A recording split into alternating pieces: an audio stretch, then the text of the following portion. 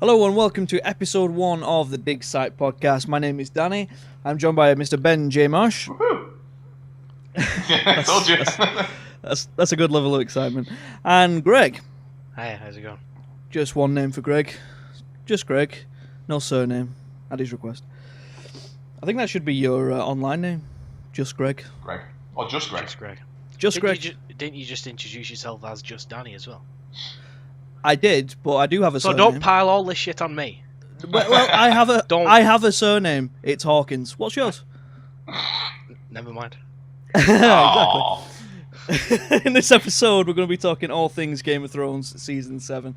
Before we get into that, we're going to talk about some of the stuff recently announced is the Joker Origin movie. Not starring Jared Leto, and not even connected to the existing DC Universe films. What do you think about that? Bollocks. Simple as. Bollocks. Yeah. I'm sick of these timelines and stuff just being all over the place and not being related. I mean, I get the storylines with DC, like you've got Arrow, you've got Flash on TV. They're set in the same sort of place, but never intertwined or relate or say anything regarding a movie that's been out. And then you get the same sort of thing with Marvel. You ones who've got going at the minute, you're there with them stuff. You've told me the guys, and I'm not up to date with it myself, but I know that they relate to it and they say it, but nothing links directly into them. There's quite a lot going on, and they don't intertwine. I hear what you're saying.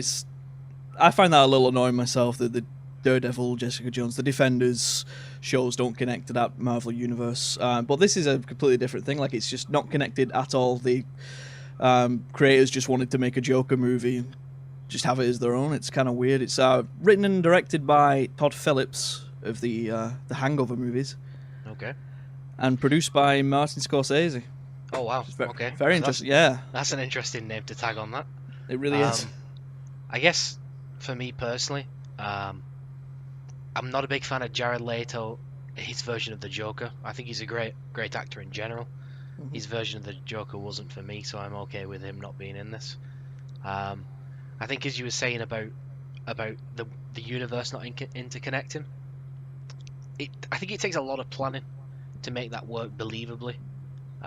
Maybe more than it's worth in some cases. Like, if they had interconnected the Netflix Marvel stuff with the main Marvel cinematic, I think it might have just bogged the series down a bit too much. Mm-hmm. So I think it takes a lot of effort to interconnect. Go on, sorry. So do you not feel as though they could, like obviously at the end of Marvel movies, you've got the little snippet that interconnects with the forthcoming movie? The post-credit scene. Yeah, exactly. Yeah. You could have those little sort of events within the TV shows at some particular point.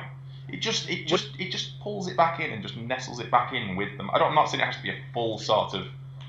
I don't know if it storyline necessarily. related, but I don't know if it would necessarily make the experience any better though. It'd maybe be a little bit of fan service, a little bit of a nod, but to make the series better, I don't think it would add anything. So I'm okay that they don't do it. In terms of this Joker version, I'm in two minds about what I feel about it. I'm kind of okay that it doesn't connect to the DC universe, because the DC universe has a lot to prove. I think there's only really been one good movie, and that's Wonder Woman. Yeah, that's great. And one good movie doesn't make a good franchise. I wouldn't say it's just one good movie. I did enjoy Batman v Superman. I don't hold them in the same sort of light as Marvel. And I did enjoy Suicide Squad too, despite its shortcomings. But I think for me personally, I'm okay that it's not going to hitch its wagon to that franchise. But it also seems like a bit of a waste that it hasn't done that, because they're setting up this franchise here. They're putting millions and millions into setting it up, obviously trying to emulate what Marvel's done, and who can blame them? Yeah. Absolutely. But if they're aiming for that, then why can't you have a unified system of doing this? Why suddenly just leave one out? It just seems maybe a bit of a scattershot approach. I don't know how it'll play out, but you mentioned you didn't like Jared Leto's Joker. I disagree. Sorry, go on. I disagree. I don't think you can make too much on Jared Leto. Is it what is it? Is it his appearance or is it his performance? What gives you that? I think a bit of everything, to be honest. I'm not saying it was a poor performance, but just for me, it just didn't feel like it should. I haven't seen enough yet. Yeah, exactly. Yeah, I haven't seen enough yet to make a fair assessment. That's it. I guess, but this whole sort of like, gangster version that they were going for is just very different from anything that we've ever seen before. It is. That doesn't mean it's bad. No. But it was just didn't really feel too much like the Joker. Felt a bit like a new character. Do you not find as though that you're comparing yourself to Heath Ledger? I mean, his portrayal of the Joker was. Well, you can't help but compare. You can't help to be it. honest, the guy that I compare most to, as much as Heath Ledger was amazing, is going to be obviously Cesar Romero. It's gonna. I always compare myself to Mark Hamill's Joker. I always compare it to what you see in Arkham Asylum, what you see in some of the comics, what you see in Batman the animated series. That's not a physical person, is it? That's a voice. That's an over voice. True, but it's still a great portrayal. Oh, that's my. Don't get me wrong. I think Mark Hamill's voice is great. This is my definitive Joker, though. This is what I see the Joker, and they don't all have to be the same, but that's like the pinnacle of Joker for me. And I think of all the on-screen versions we've seen of the Joker, excluding the campy 60s series, Jared Leto's was the poorest. As it pertains to the actor, though, Leonardo DiCaprio is currently in the running. How do you feel about him playing the Joker? It's an interesting one. It is. He seems to be an actor who wouldn't strike me as going for that kind of thing. He's a very serious actor, and always has been a very serious, dramatic actor. Barring, I guess you could say, Wolf of Wall Street wasn't necessarily a drama as such. He's a fantastic actor. If he thinks he can take on the role, then I'm willing to give it a go. Yeah, particularly if Scorsese's involved, because Scorsese and he have a very good relationship and a very good history in film. Scorsese loves his actors. It's certainly interesting. I'd like to see some some more range from him. Not that he's bad in any way, but it'd be cool to see him don the paint, as it were. I guess now he finally got that Oscar, he's able to branch out a bit more now. Yeah, that's true. He doesn't have to keep doing these serious Oscar films to try and get something. I was reading some rumours about the movie. Some people are speculating that maybe this is a trial run for a new Joker to be brought into the existing DCU. People are thinking that maybe via a Flashpoint that could happen. What's that? Flashpoint. It's from Flash, so it's a time created by the Flash in error. He's never. Flash can go so fast he can alter time, make a new timeline, make a timeline that has this Joker replace the existing one. They can essentially do anything with the Flash in the universe right now. Yeah, you've not watched the Flash and Arrow and things like that, have you? No, I've not seen that the show. DC versions of the TV series because they have that Flashpoint in it. It's a massive it's now spanned and created the next season. The seasons where it's gone, and obviously spoilers and stuff. Barry Allen is now currently stuck within the Time Force. Interesting. With the TV series. It seems a little knee-jerk to do something like that. I know Jared Leto wasn't well received as the Joker. Yeah. But like you said, we've not seen a lot of him. I think there's maybe like 10-15 minutes, in fact not even that, of him in the Suicide Squad. So it's hardly like we've seen the range of what he can do as Joker. Having the Flash be capable of something like that opens up just a lot of possibilities. I would love to see a Batman Flashpoint, for instance. Like you saw in Batman v Superman, his parents, Thomas and Martha, were played by, I can't remember the actor's name, Negan from The Walking Dead. And the other girl from The Walking Dead. I'm so bad with names right now. Fucking Fucking Glenn's girlfriend. Maggie. Maggie. What's her name? I can't Maggie. remember the actors' names. Lauren Cohen. Lauren Cohen and Jeffrey Dean Morgan play Batman's parents. Now, in the comic for Batman Flashpoint, Bruce dies during that shooting instead of Martha and instead of his parents, and Thomas goes on to become Batman. Martha goes insane and becomes the Joker. It's an interesting little plot. Okay. And using those two actors, I'd be interested to see that on the screen. Yeah. Especially because you got them in there, and I really wanted those two actors to have something, at least to say. It's just it's like a slow cutscene, isn't it? It's the opening scenes. It almost seems like a waste of those two actors. Yeah. Do you think they'll risk something like that on the big screen though?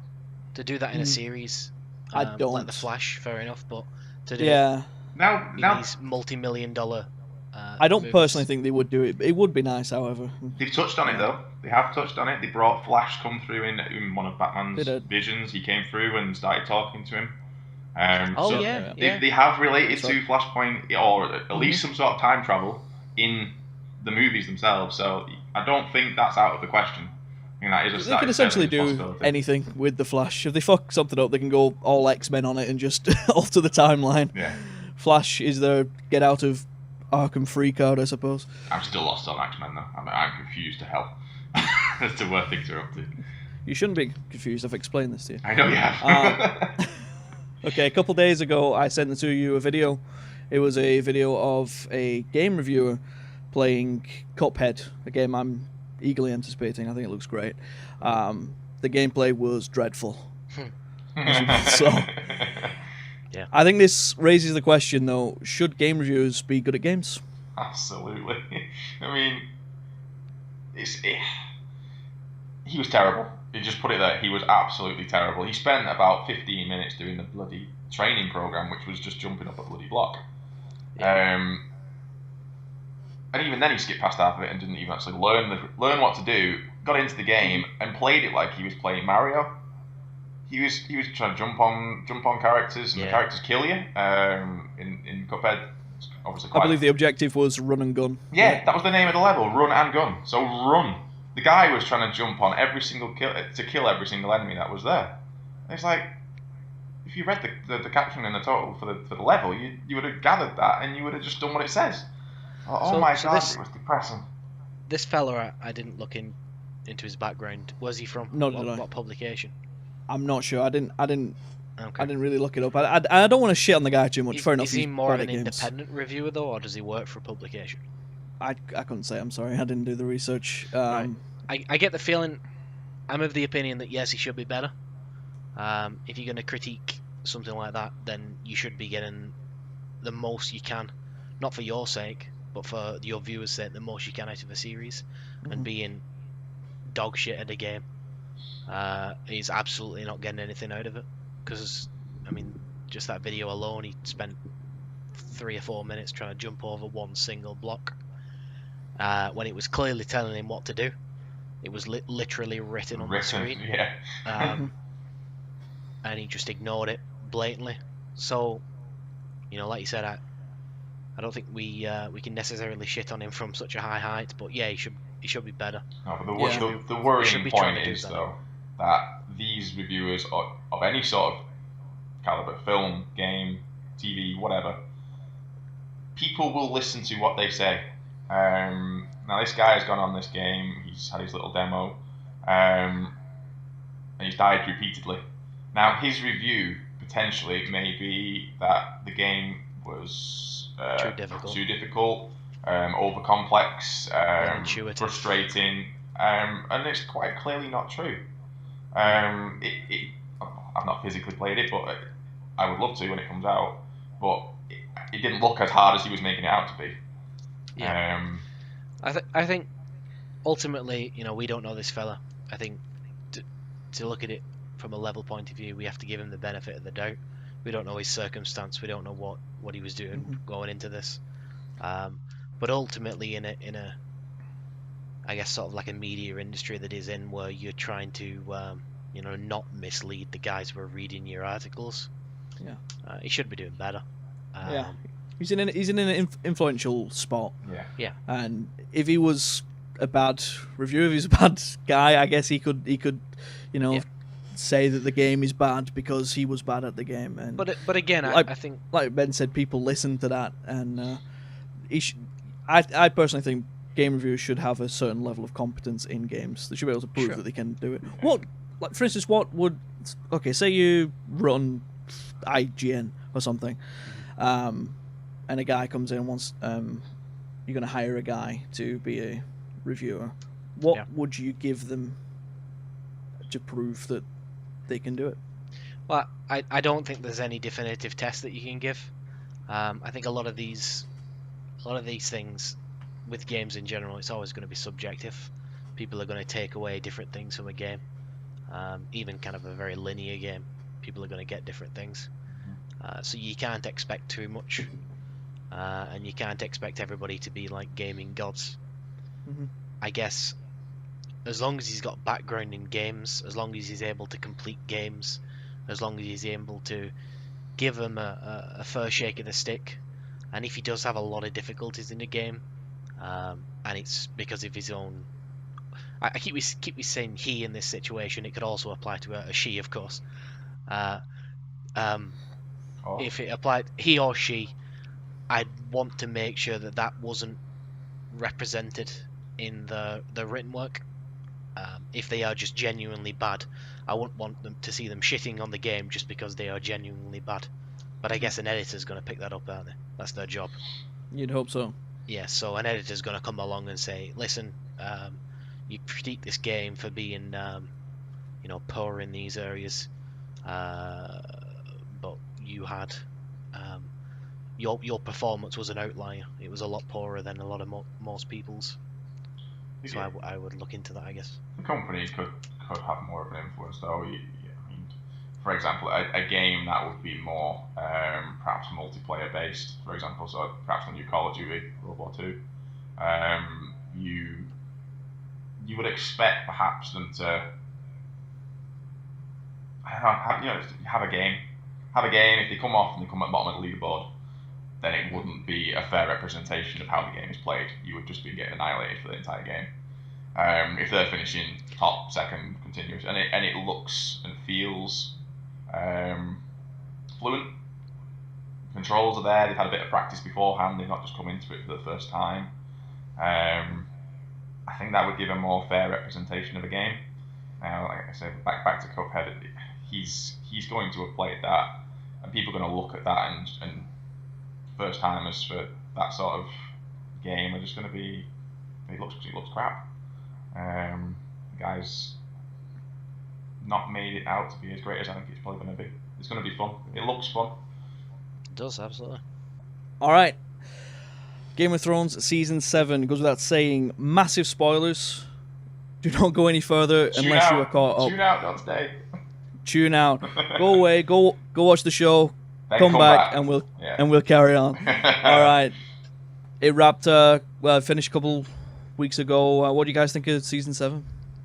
Best one yet. Best series one yet? so far. It Game of Thrones. I mean, it's always had its points. It's had its shocks. Its blood. Its gore. Its sex. The rest of it. It slowed down in the middle. Series 4, perhaps. Series 5. Then it's picked back up 6 and 7. Oh my god, I've loved every minute of this season. It's been shorter. We've been down to 7 episodes. But it's been faster. But it's been faster, and you've had everything. There's something happening in every episode.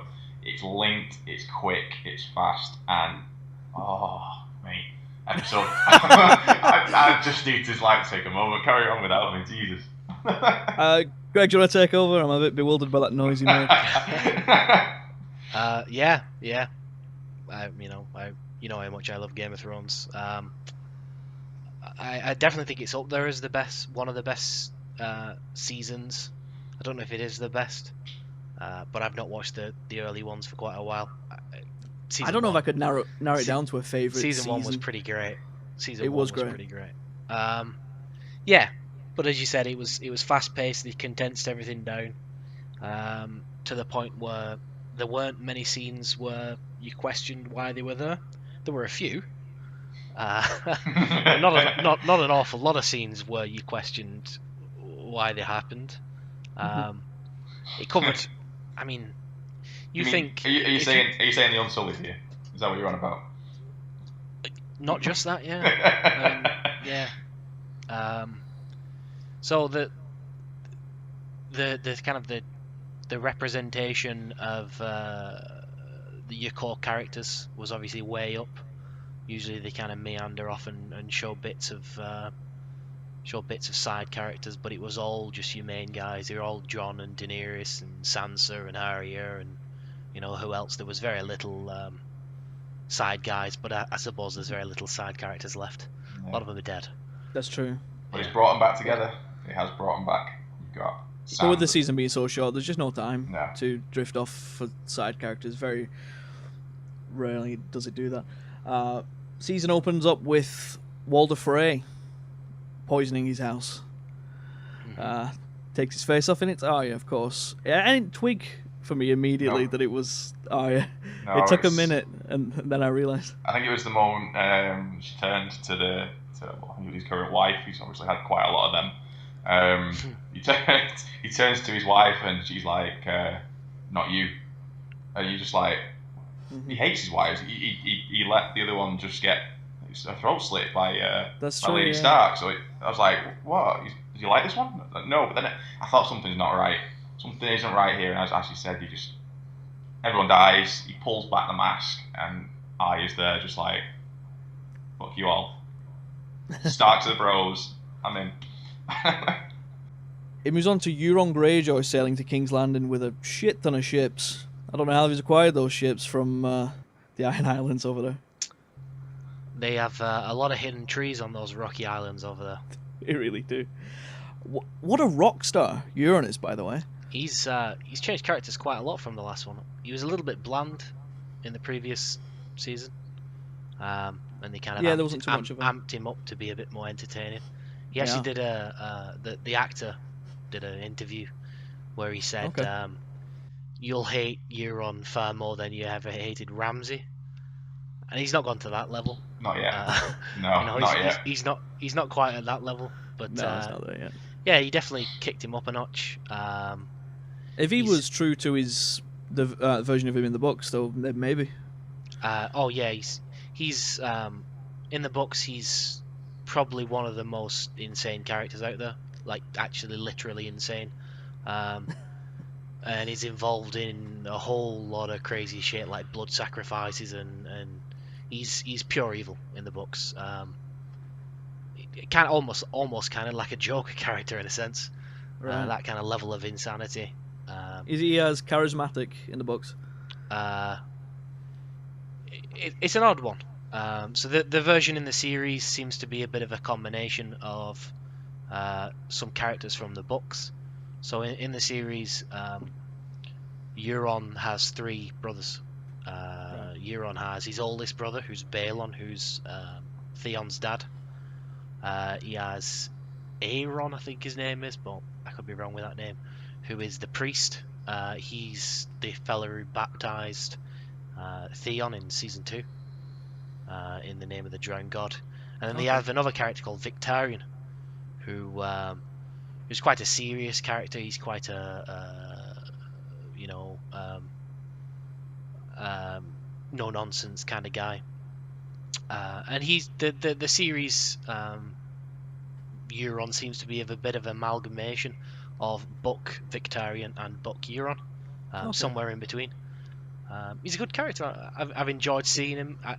He's been a lot more entertaining. He's very entertaining. Yeah, it really is. Over at Citadel, Sam is having a depressing time training to become a minister. It's one of my favourite points of the show. Yeah. Is the montage. It's fantastic. Sam cleaning shit, emptying shit, pouring food that looks like shit. It's a hell of a time. It's about 2 minutes long. Kept going, yeah. It's so long, but it works so well. I mean, I don't think Game of Thrones has done a montage so far at that level or anything. I don't think there has been a montage now. No, I'm sure that a director or producer at some point I've seen something. He really didn't want to do a montage, but he felt that Sam's portrayal of how daily life is continuous, repetitive. He thought that was the perfect time to have one, and I agree. I think it was really well done. John Bradley West has just fantastic comic timing. I think he's a really funny actor. Yeah, absolutely. And I love Sam's character progression from the coward that you see in season 1, episode 2 or 3 or whatever. Sam's introduced to him becoming, living up to being a man and being a brother of the Night's Watch and taking charge. And it's I've enjoyed Sam's journey. He's one of my favourite characters. Stealing his dad's sword. Stealing his dad's sword. Well, you would, because what? God, Randall Tarley. he's a prick. Ugh. I mean, Yeah. he looks like he's got away with it now as well, doesn't he? Yeah, he's alright. Dad's not going to come chasing him anytime soon. We first meet Jim Broadbent as the Archmaester Ebros. I'm not sure if I'm saying that correctly. Ebros, I think. Is it Ebros? Yeah, I think so. He seems to be the only one who will give Sam a chance. No one will really believe him about the Army of the Dead or anything like that, but Jim Broadbent is a little more open to it. So this fella seems to be a bit of he's not quite the same character as I'm comparing him to. There is a maester at the Citadel in the books called Archmaester Merwin, and Merwin is the Archmaester of all the Archmaesters have different areas which they are experts in. Merwin is an Archmaester. He's an expert in like magic and the magics of the world. So he's been following Daenerys and the dragons and such quite closely. And it's Sam who gets introduced to Merwin in the series. There's also quite a few interlocking stories that happen at the Citadel. Okay. But Merwin's the guy who believes him in the books, and this Ebros guy seems to be that. He's not quite as proactive as Merwin ultimately was in the books. How do you mean proactive? Merwin is meant to be known as he's a bit of a thug. He's not necessarily a nice person. He's a bit of a thug. He's a bit of a wheeler dealer, if you know what I mean. He's always caught in like bars with rough people and stuff like that. And ultimately, Merwin actually gets off his arse and sails to Meereen to go and find Daenerys, because Daenerys needs a. They're saying Daenerys needs a maester, so he goes and does that towards the end of Dance with Dragons, I think it might have been. Okay. Not quite sure actually. And ultimately, this maester thing seems to count for a little bit more in the series. In the books than it does in the series. The maesters, it's suspected, though it's not confirmed. The maesters are the reason the dragons died out in the first place. The maesters don't like magic. Right. They wanted to stamp it all out in the world. The theory is that they actually poisoned the previous dragons to try and remove them from the world. And then there's obviously a hint in that they might try to do the same with Daenerys' dragons. Okay, interesting. Yeah.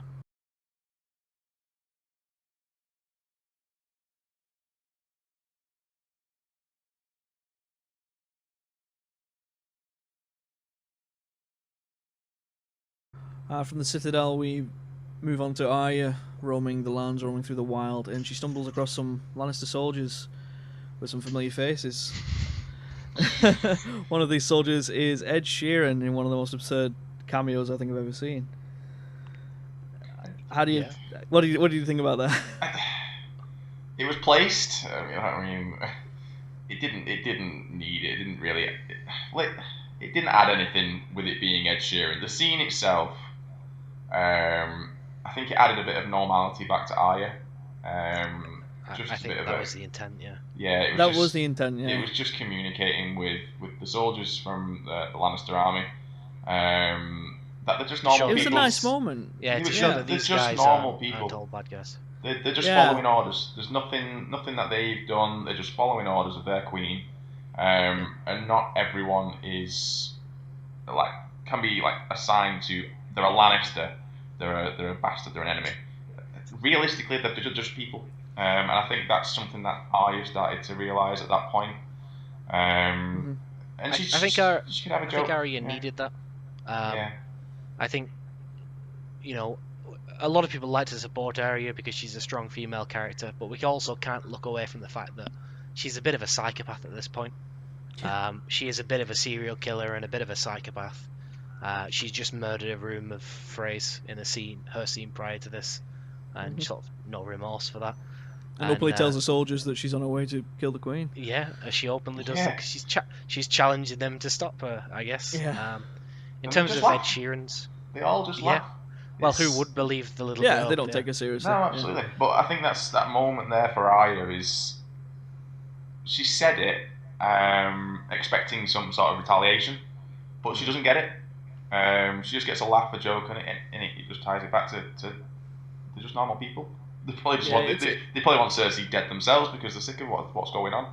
But that's her queen, and that's their queen, and they just got to follow orders.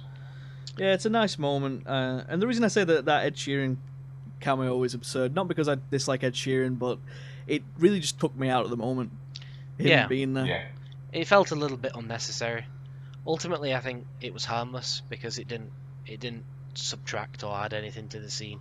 It was just there's Ed Sheeran. Yeah, there's Ed Sheeran. Let's just get him because we can. We'll have him sing. Yeah, a little jarring. But ultimately harmless. It's like adding Harry Styles into Dunkirk. It didn't really. I didn't notice it as much as what I did with Ed Sheeran, but that's because it was in your face. He turned around and looked at you and like, I'm Ed Sheeran. That's pretty much what the camera angle did. Whereas Harry Styles' character, when they did that, it was subtle. It was just a character. He looked like just a normal Marine. He barely said anything. That was fine. I didn't mind that. Looked like. I had to ask afterwards. Which one was Harry Styles? The Harry Styles thing is completely different. He wasn't hired because he's Harry Styles. Yeah. He auditioned as an actor, and Christopher Nolan didn't even know who he was. Yeah. So he got the part just based on his talent. So I'm okay with that one. Yeah. The Ed Sheeran one was clearly just because of who he is, and like I said, it took me out of the moment. Didn't add anything. No. I'm not a fan of it really, but the scene was nice. It was a nice moment. Yeah, I agree. As Sam is collecting bowls, just doing his routine, we meet Jorah the Explorer is back. Reaches out with his disgusting grayscale arm. And he's now at the Citadel. He's in the cell, unfortunately. You just see the arm, don't you? That's all you see, first of all. It's just this arm that comes out of a door, the hole in the door, like a prison door. Just shoots out, grabbing for Sam, and it's just, the arm. It's like, don't touch. It's disgusting. Just stay away, Jesus. And we'll see how disgusting that is a little later on. Daenerys arrives back at Dragonstone. It's a homecoming. Really cool set at Dragonstone, I thought. The rock formations were really nice, and the big dragon heads. We haven't seen it since Stannis was there, right? Mm-hmm. Yeah. I believe it was filmed in two places, though, that scene. Okay. There was I'm sure something.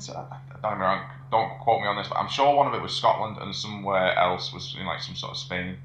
And it was two different. I think the beach was the area that they liked, the rock formations. Like it looked like sort of scales from the back of a dragon. It looked like the ridge from the back of the dragon on repeat. It kind of looked like this is the right area for where dragons come from. Well, that's not necessarily. Sorry, again, I'm going to bang on about the boot books. Cool. Dragons don't come from Dragonstone. No, I didn't know, but in the past. The Targaryen family, who came from Valyria, which was kind of much closer to Meereen than it is to Westeros. Mm-hmm. The Targaryen family sort of moved there. The Targaryens weren't necessarily a high noble family in Valyria. The reason they're so important these days is just because they were pretty much the only family to survive the Doom of Valyria, and the dragons that they kept on Dragonstone because they lived there for a while were pretty much the only dragons to survive after Valyria went tits up or whatever it did. Okay, cool. Episode 2, Melisandre arrives at Dragonstone, and tells Daenerys and Tyrion about Jon, how important she thinks he is. That spurs them to send a raven to Winterfell, asking Jon to come to Dragonstone and bend the knee, which is something we're going to hear a lot in this season. You love Emilia Clarke for that. You do. I don't like Emilia Clarke's ruler voice. No, you told me that. It bothers me. She's got a nice enough voice. It's fine, but she goes into she slows down when she says it. She slows down and she's bend the knee. It just bothers me. I can't help it. The Archmaester and Sam have a look at Jorah. The Archmaester tells him he's only got 6 months before losing his mind, and he'll give him one more day. Jorah looks at his sword, and they both look at the sword, I think implying that he should maybe kill himself, because they're going to send him to Valyria, right? Yeah, I guess. To live out his days with the Stonemen. The Stonemen. Yeah. I think I like Ian Glenn, is it? Yes. I like his portrayal of Jorah. I like Jorah as a character. I think this devalued Grayscale a little bit. It's supposed to be a little bit more significant, I guess, than it is. He does play a little bit more of a significant role in the books. Right. It doesn't seem to be all that bad if he kind of recovers from it so quickly as he does. I guess we'll get onto that. But yeah, it's an interesting way of bringing these characters together, and I like seeing them in the same room because they've been worlds apart for so long. Yeah. So I'm it's nice. okay There's a lot of that in this season. A lot of characters reuniting and a lot of characters meeting for the first time. That always gives me that fuzzy feeling. I just like it. Like you said, they've been worlds apart, and it's a cool thing. It's all coming together. Yeah. We've only got one season left. God, is it only one season? It's only one season, and I believe and 2 years to wait. 5 or 6 episodes. Yeah. Oh my God. It's even shorter than this one. That's depressing. So longer episodes though. Not by much. Yeah. Not by much. I think they're estimated about an hour 15 per episode rather than the usual hour. I heard an hour and a half. Right. Either way, to get a whole season's worth of shit that's happening currently into 6 episodes is going to be a push. Not a lot left. No. Yeah. So I'm very excited. Very excited. I know we've got to wait about 2019 April is a rough estimate now for. It's gonna be a long way. Oh God. And now my watch begins. Yeah. That's right. Exactly. On the way out the room, Jorah reveals his last name to Sam. Tells him that he's Mormont, and that kind of lights a fire under Sam to go look for a cure for him. Because of how highly he regards the Lord Commander Jeor Mormont. From there, we go to one of my least favourite scenes of the show. Come on, it's your favourite. It's the sex scene with Missandei and Grey Worm. Right, yeah. If you can call it that. It's not sex. There's not a lot going on. He's not got a lot going for him, let's say that. This is one of the scenes that sprung to mind where I said there wasn't much wasted. I think this was, is literally this was, Ken and Barbie. This is Ken and Barbie. The woman who plays Missandei is very, very beautiful. We get to see her pretty much naked. Great, but still, the story needs to go places, and I don't need to spend 4 minutes watching two blunt ends bump. That's a great way to put it. Also, I hate how every guy in the show just knows how to give head just from doing nothing. What the fuck? John and Ygritte. And he was like, fucking master, she loved him. She loved it. Same thing here. Like, and this scene spawns one of the worst delivered lines in television. I hate it. It makes me cringe, but we're gonna get there a little later on. Sam tells the Archmaester he's found a way to cure Jorah by Maester Pylos. The Archmaester unfortunately informs Sam that Maester Pylos died from Grayscale attempting it.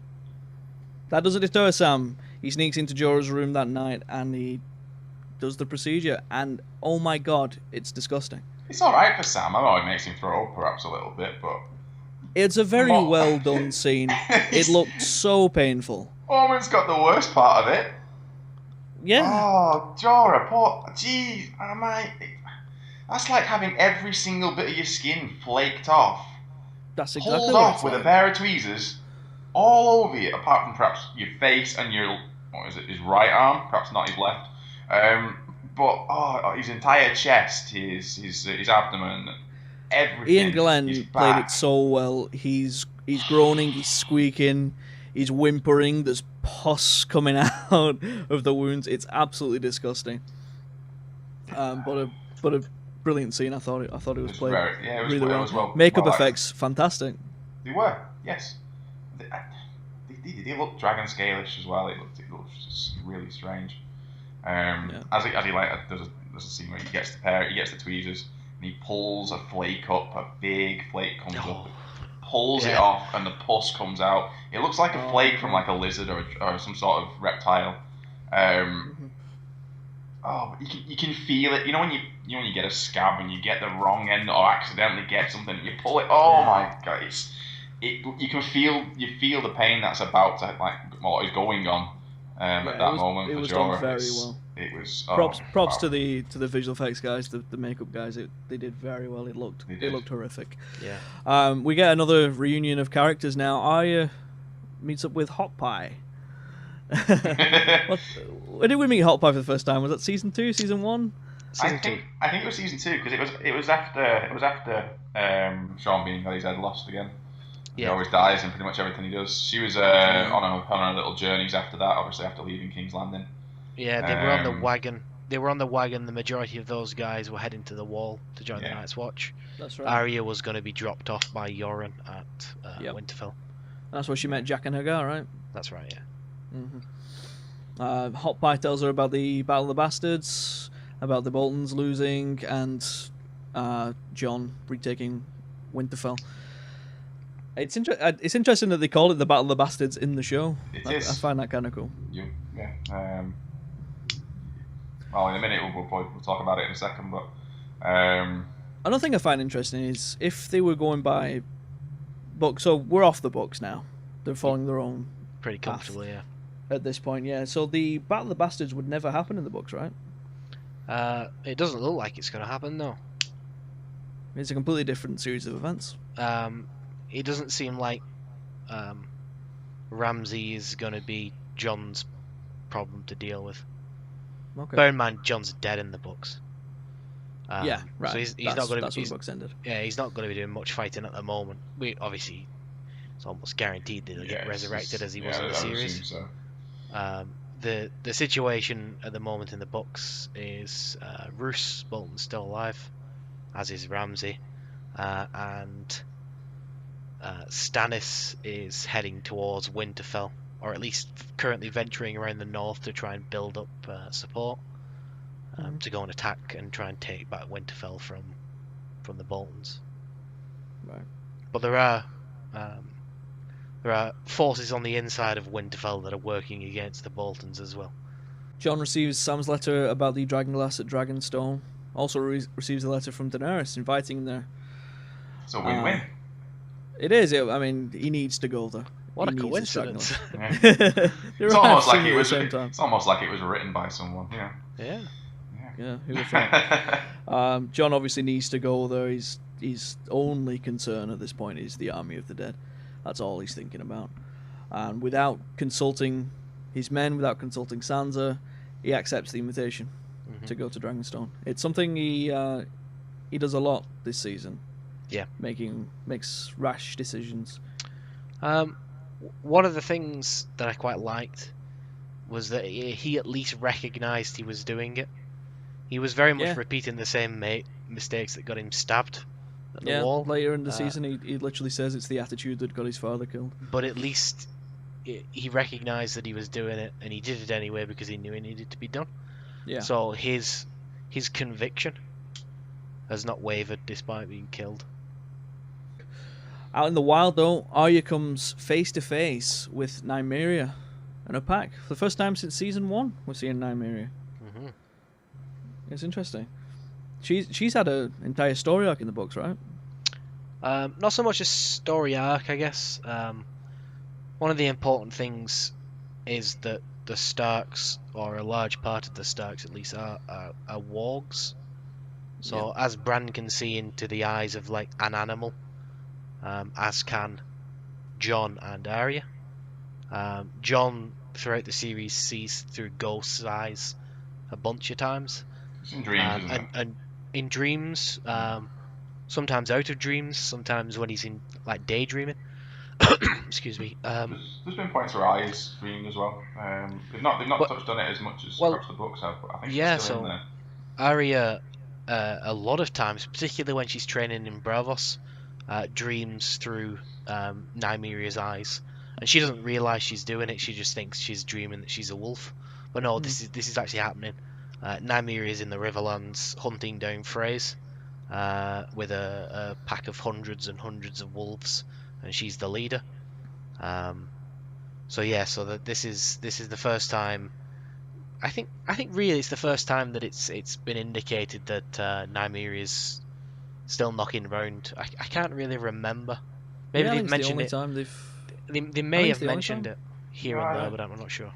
I can't remember a single time. I mean, last time we saw Nymeria is when she made her run away. Yeah. We haven't seen her since. Arya wants Nymeria to come with her to Winterfell, but ultimately Nymeria turns away, and Arya says the line, "That's not you." I think this is one of my favourite scenes, certainly in the early season. It just mirrors season 1, where she was sat down with Ned, and Ned was telling her that she'd grow up and marry a lord, and she'd have lots of children and something like that.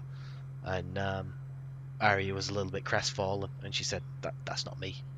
I'm not the type that's built to be a lady, sorry." And that's exactly what she's echoing with Nymeria. Nymeria's been living in the woods for years at this point alone. The vast majority of her life is this. This is who she is. Not to suddenly become a pet again for Arya. And I think Arya recognises this because she can see herself in this wolf. She understands entirely, and that I thought that came across really well on screen. From there, we were in the sea, and Yara and Illyria Sand are getting quite close, making Theon pretty uncomfortable. She names Theon. She names Theon her protector when she becomes the Queen of the Iron Islands. But just she's saying that Euron's fleet attacks, and we get a bit of a ship battle. It's on the smaller scale for Game of Thrones, but it was a pretty good sequence. It was too quick though. It was a very, very big moment, I would say. Euron's coming back.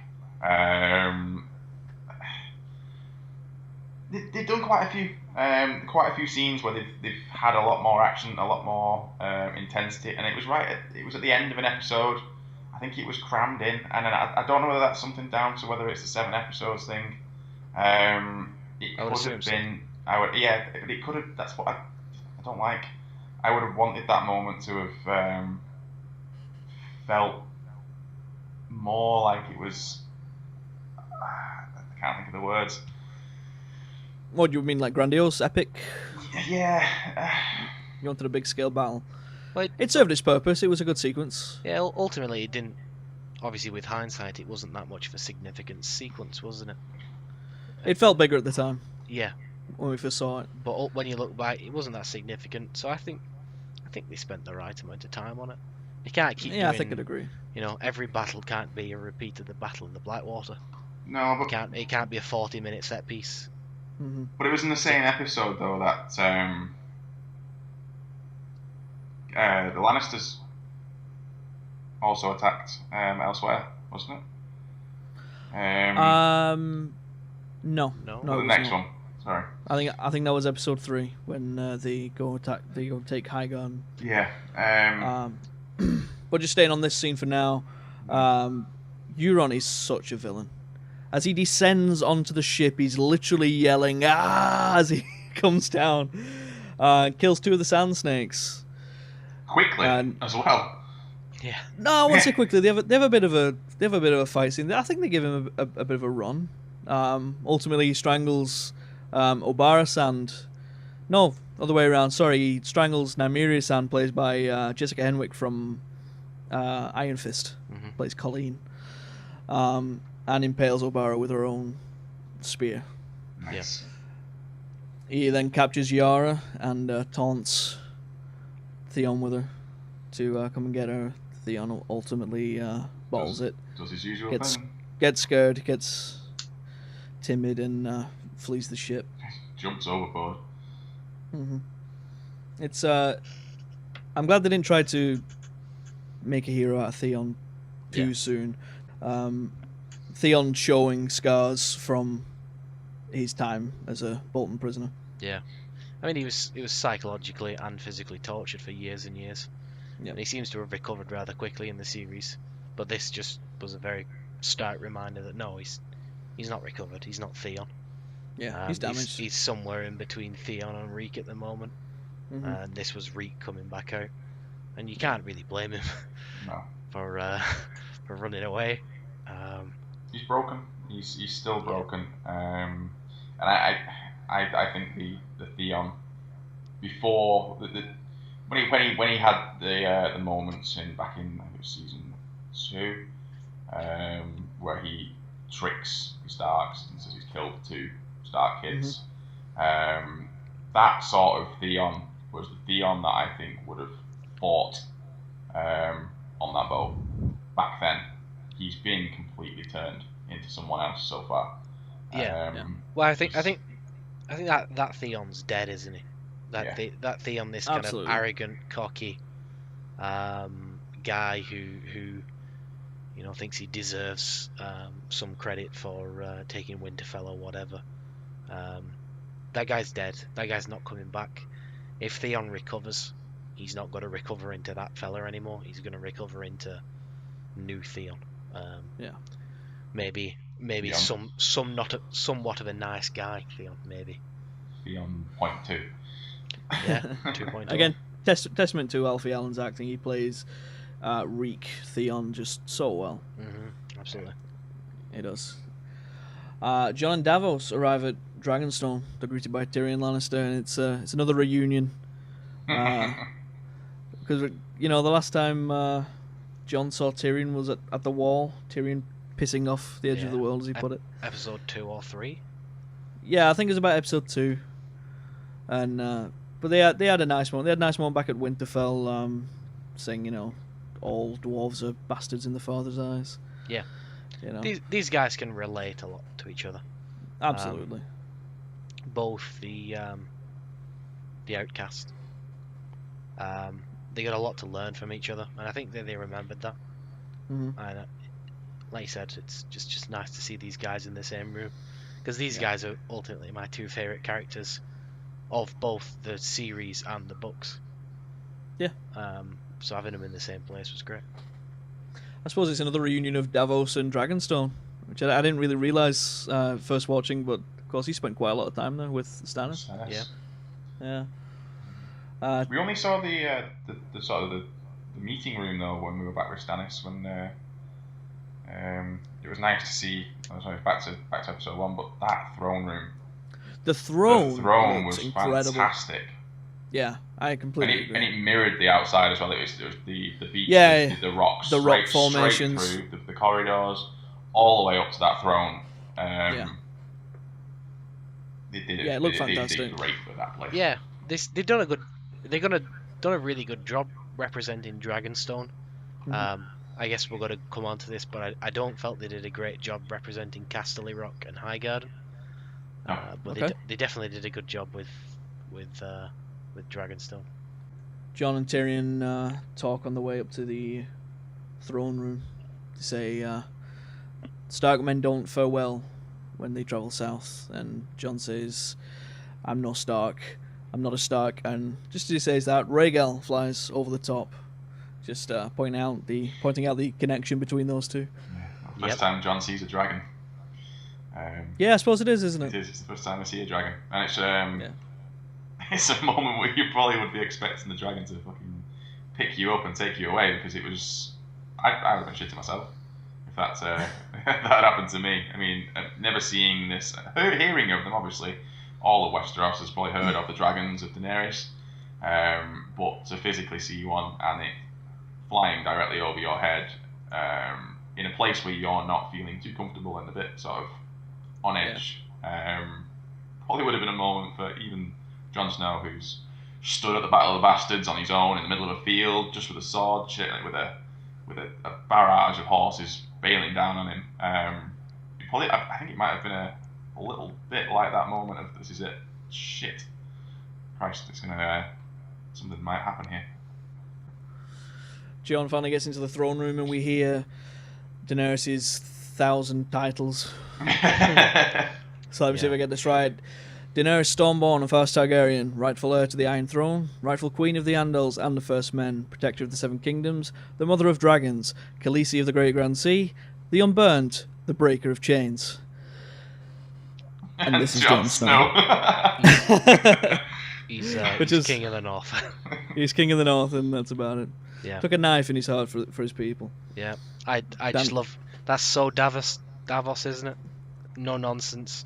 That scene is Davos down to a T, and I love it. So don't talk shit. This is Jon Snow. Simple as. Nothing else needed. But over at King's Landing, Euron parades through King's Landing with his prisoners. He's got Yara, Ellaria Sand, and her daughter Tyene. Takes them into the throne room and gets his reward. Or she tells him that he will have his reward. He wants to marry Cersei, of course. Yeah. What an absolute rock star he is. Again, just exudes charisma. Yeah, it's a great scene. It's interesting that that suddenly all the people are big fans after what he's done in the past. That's right. And even in the series, so when the Iron Islands rebelled, which is when when Theon became Ned Stark's ward. After that fight, Euron was a bit of a villain during that thing. Burned the entire Lannister fleet. I think that might have been Euron, or it might have been Victarion. I'm not entirely sure. I'm sure they bring it up. Did a lot of bad things, but suddenly he's they all love him, which I guess people are fickle. He talks about seeing Jaime in battle and seeing him cut down his family and stuff, and he's like, well, it was getting crowded. Yeah. He's absolutely despicable. Mm-hmm. He gives Cersei her two prisoners, the Sands, and she's been dying for, and has them in her cell and tells them with such joy what she's gonna do to them. It's brutal, isn't it? That stands out now. This is Cersei. She's had her son Joffrey taken away in probably previous to anything. I still probably say we're probably the most gruesome sort of bow outs in Game of Thrones. The blood and the snot and the red face and the eyes going bloodshot red in her arms. And I think she's taking Myrcella died directly at the hands of Ellaria Sand.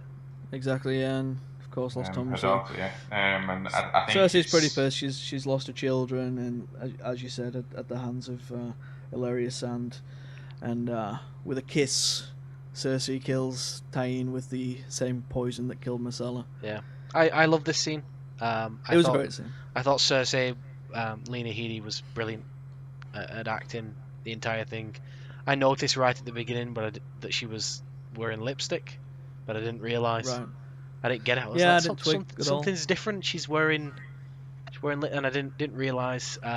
Perfect way to get rid of these guys, and I assume we're not going to see him again. Of course, I'm sad. I was a little bit in love with Tyene Sand. She's beautiful. She is, but yeah, such a great way, way to show Cersei's ruthlessness. It's And divine and justice, isn't it? It's hell have no fury, really, isn't it? It's Absolutely. Cersei is cold and calculated, and yeah, she loves vicious. to Yeah, absolutely vicious. Because when we see how she'll torture people who wronged her, like the woman from the church last season. Was it last season? yeah, The one with the bell, shame yeah. her. That Sister Ernella. yeah, she took great pleasure in capturing her and torturing her. And the same, she will force Valeria to spend the rest of her days watching as her daughter dies and Yeah. Hilarious decomposes and Sands, everything. that as an actress there, that sort of reaction and portrayal of how she's feeling at that moment, when realization as to The two of them, I mean, they going look to at each be other like, here, "Oh my yeah. god!" Like I'm I going can't to be believe. here for the rest of my life. They're going to keep me alive looking at my daughter as she rots and turns into ash and bones. It's I'm not a fan of Valeria Sand. I think no, but she's a bitch and deserved it, she but at is. the same time, it's heartbreaking It to see is. because they played it very well. She's not had much luck. Like I mean, her husband had his eyes and skull crushed, and now two of her daughters have been killed, and a third one she's going to watch die. Yeah. It's not worked out for the Sands.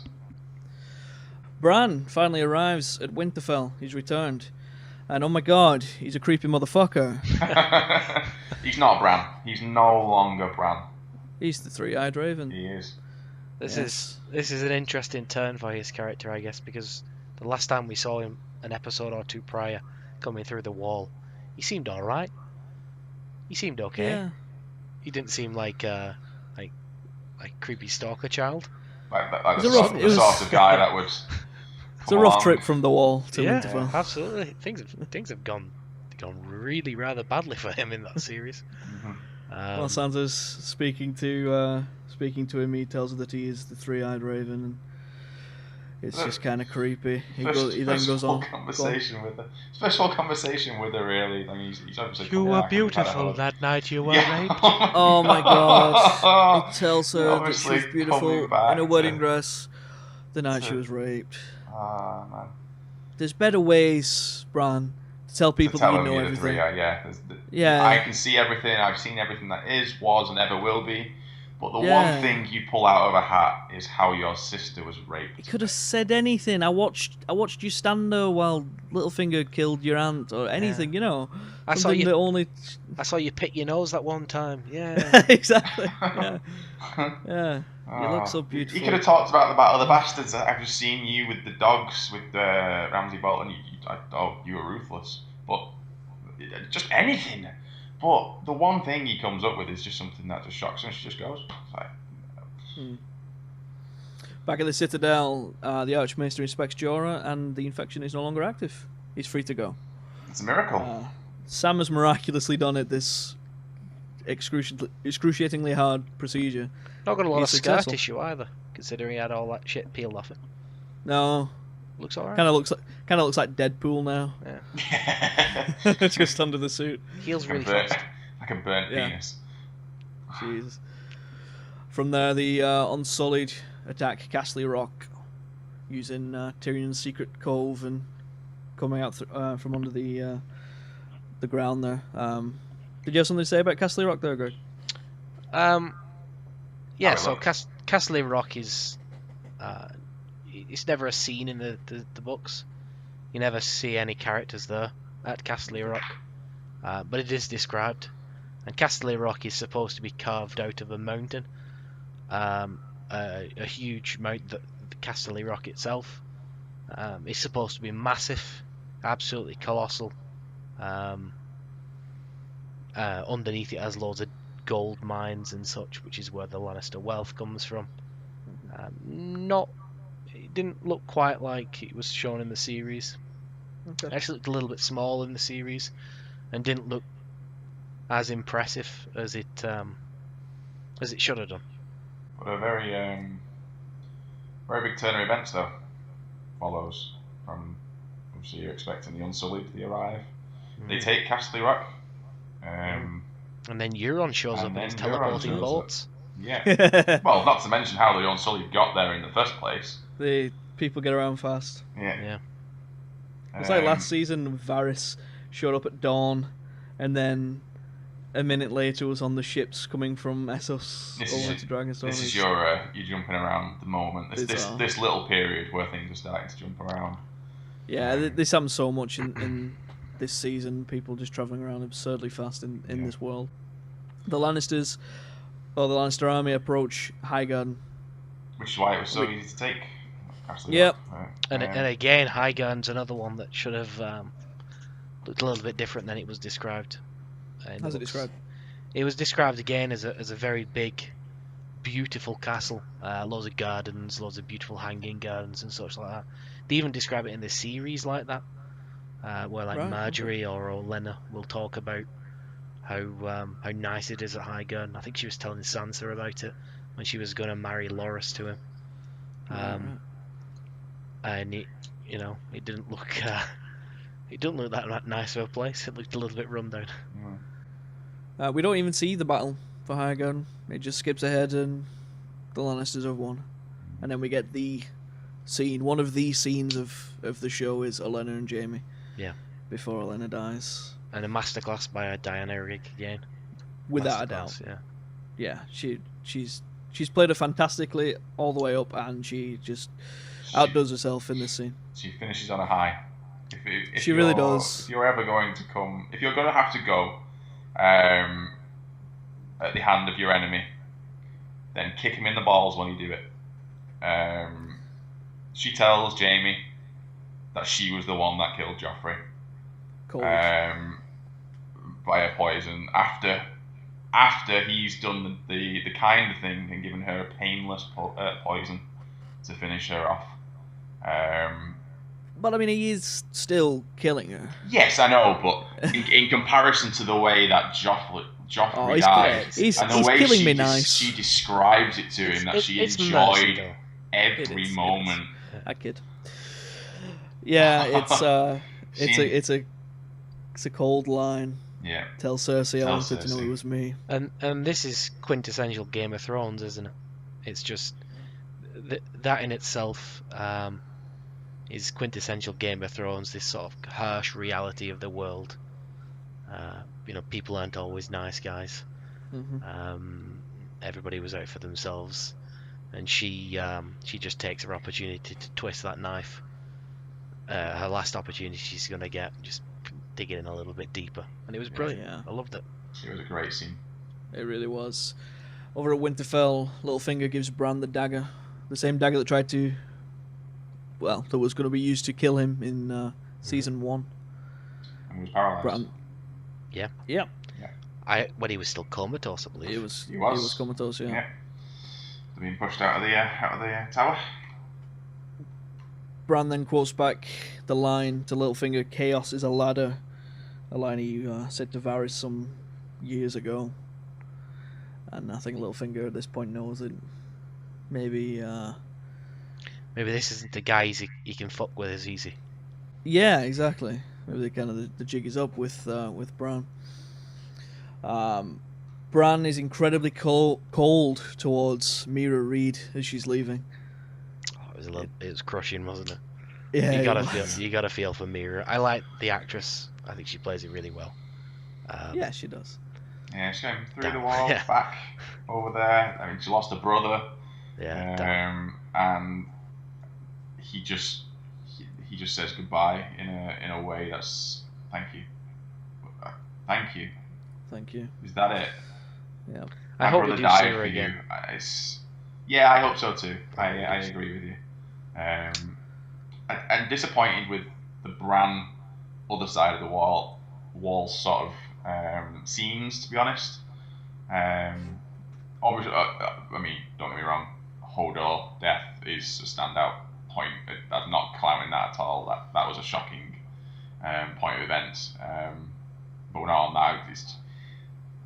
The scenes that happened over there, I don't think we got to know the two characters other than Hodor that were with him as much as we probably could have done. I think we ran out of book plot too quickly. Yeah. The book leaves Bran not longer after he's arrived in that tree, and not long after he's met the three-eyed raven. And I assume George R. R. Martin's got a plan for all this. I assume that it's not necessarily going to follow the path that the series has taken. Mhm. The series, had him go out there, had him do a little bit of homework, a little bit of extra schooling, and then got him out, which maybe feels a little bit wasted. But time will tell.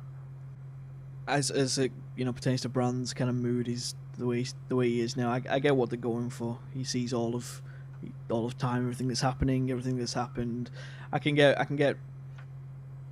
see where they're going. Why he's so numb to the world. It's kind of a similar thing to Dr. Manhattan from Watchmen. Yeah, that's a very good point. Actually, I never really thought of it that way. That's a very good point. Yeah, he has a similar situation. He's so he's evolved so much past humanity. He finds it hard to connect with. Yeah.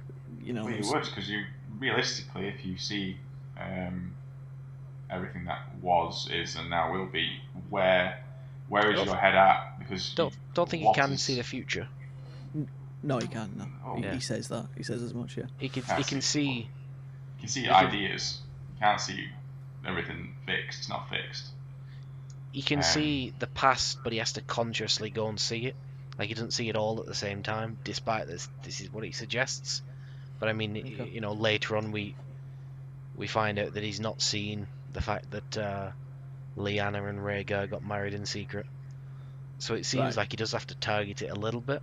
Yeah, that's right. Yeah. Which does seem a little bit mixed signals of what's going on, but still, despite all that, you can understand why he's in this. Why he's in this know where his state. head's at. Yeah, he's getting so much information at one time. It's hard to pinpoint where you are in the timeline. Bran as the character has almost been lost under everything. Maybe still learning a little bit. Maybe still creep out every so often. We might see him as Bran again. So much so he doesn't even identify as Bran Stark. He says that I'm not really. I'm the three-eyed raven. Yeah. Mira says to him, you died in that cave. And then Arya shows up at Winterfell, was promptly told to fuck off by the best guards ever. Yeah. Right. Yeah. Who stood outside. She tells him exactly who she is. No, she's dead. Arya Stark's dead. He even tries to punch her in the face. Jesus. Who is this guy? Can you imagine?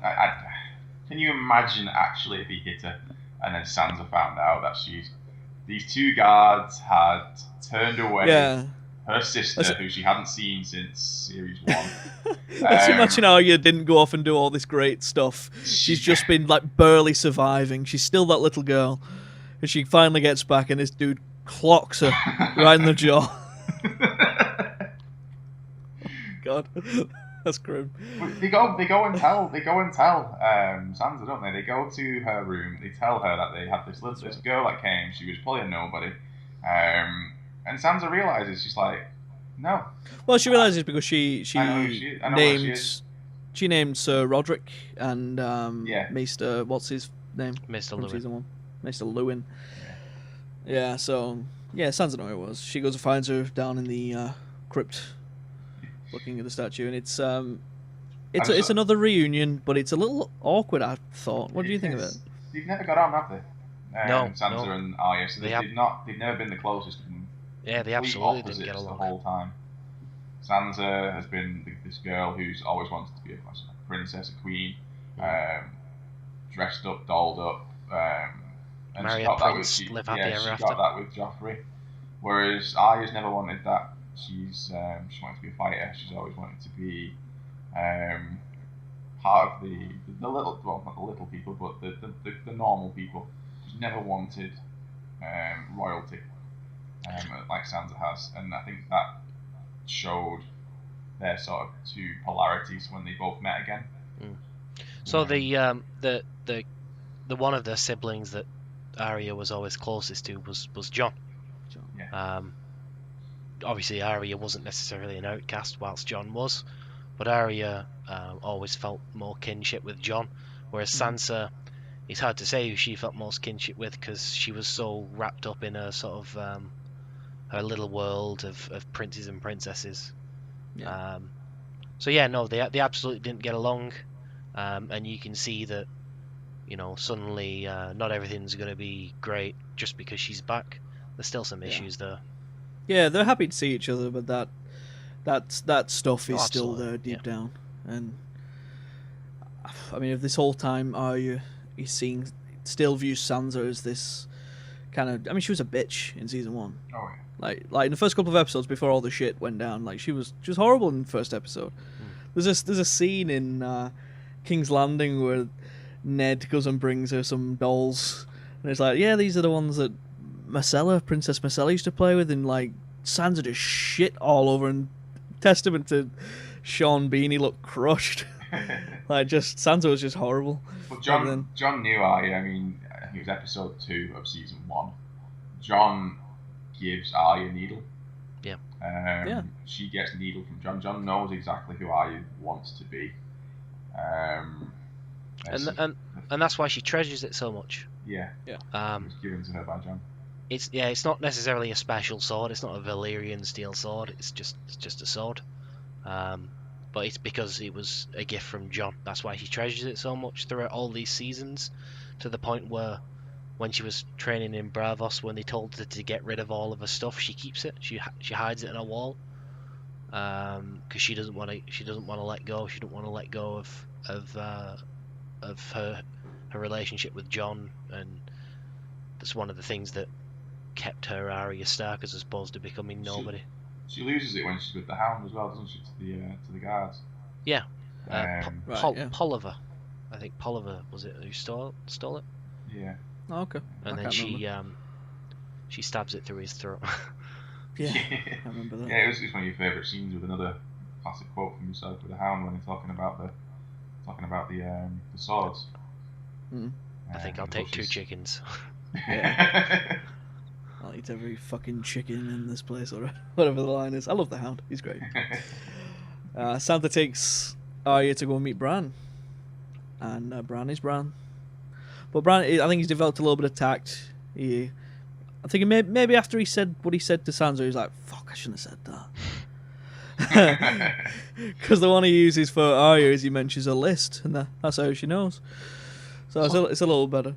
Subtle. But then Sansa questions that. What's this list? I think Arya had already mentioned the list by that point, but I don't think she'd taken it very seriously. Didn't. Yeah, but because it had come out from Bran, and she was talking about who was obviously on the list. They're most of them are dead. So, oh, okay. Yeah. It doesn't explain. Yeah. Bran gives Arya the dagger the Littlefinger just gave to him, and she'll be using that a little later on. With a dragon stone. Here we are. We've arrived. It's the worst line. I can't stand it.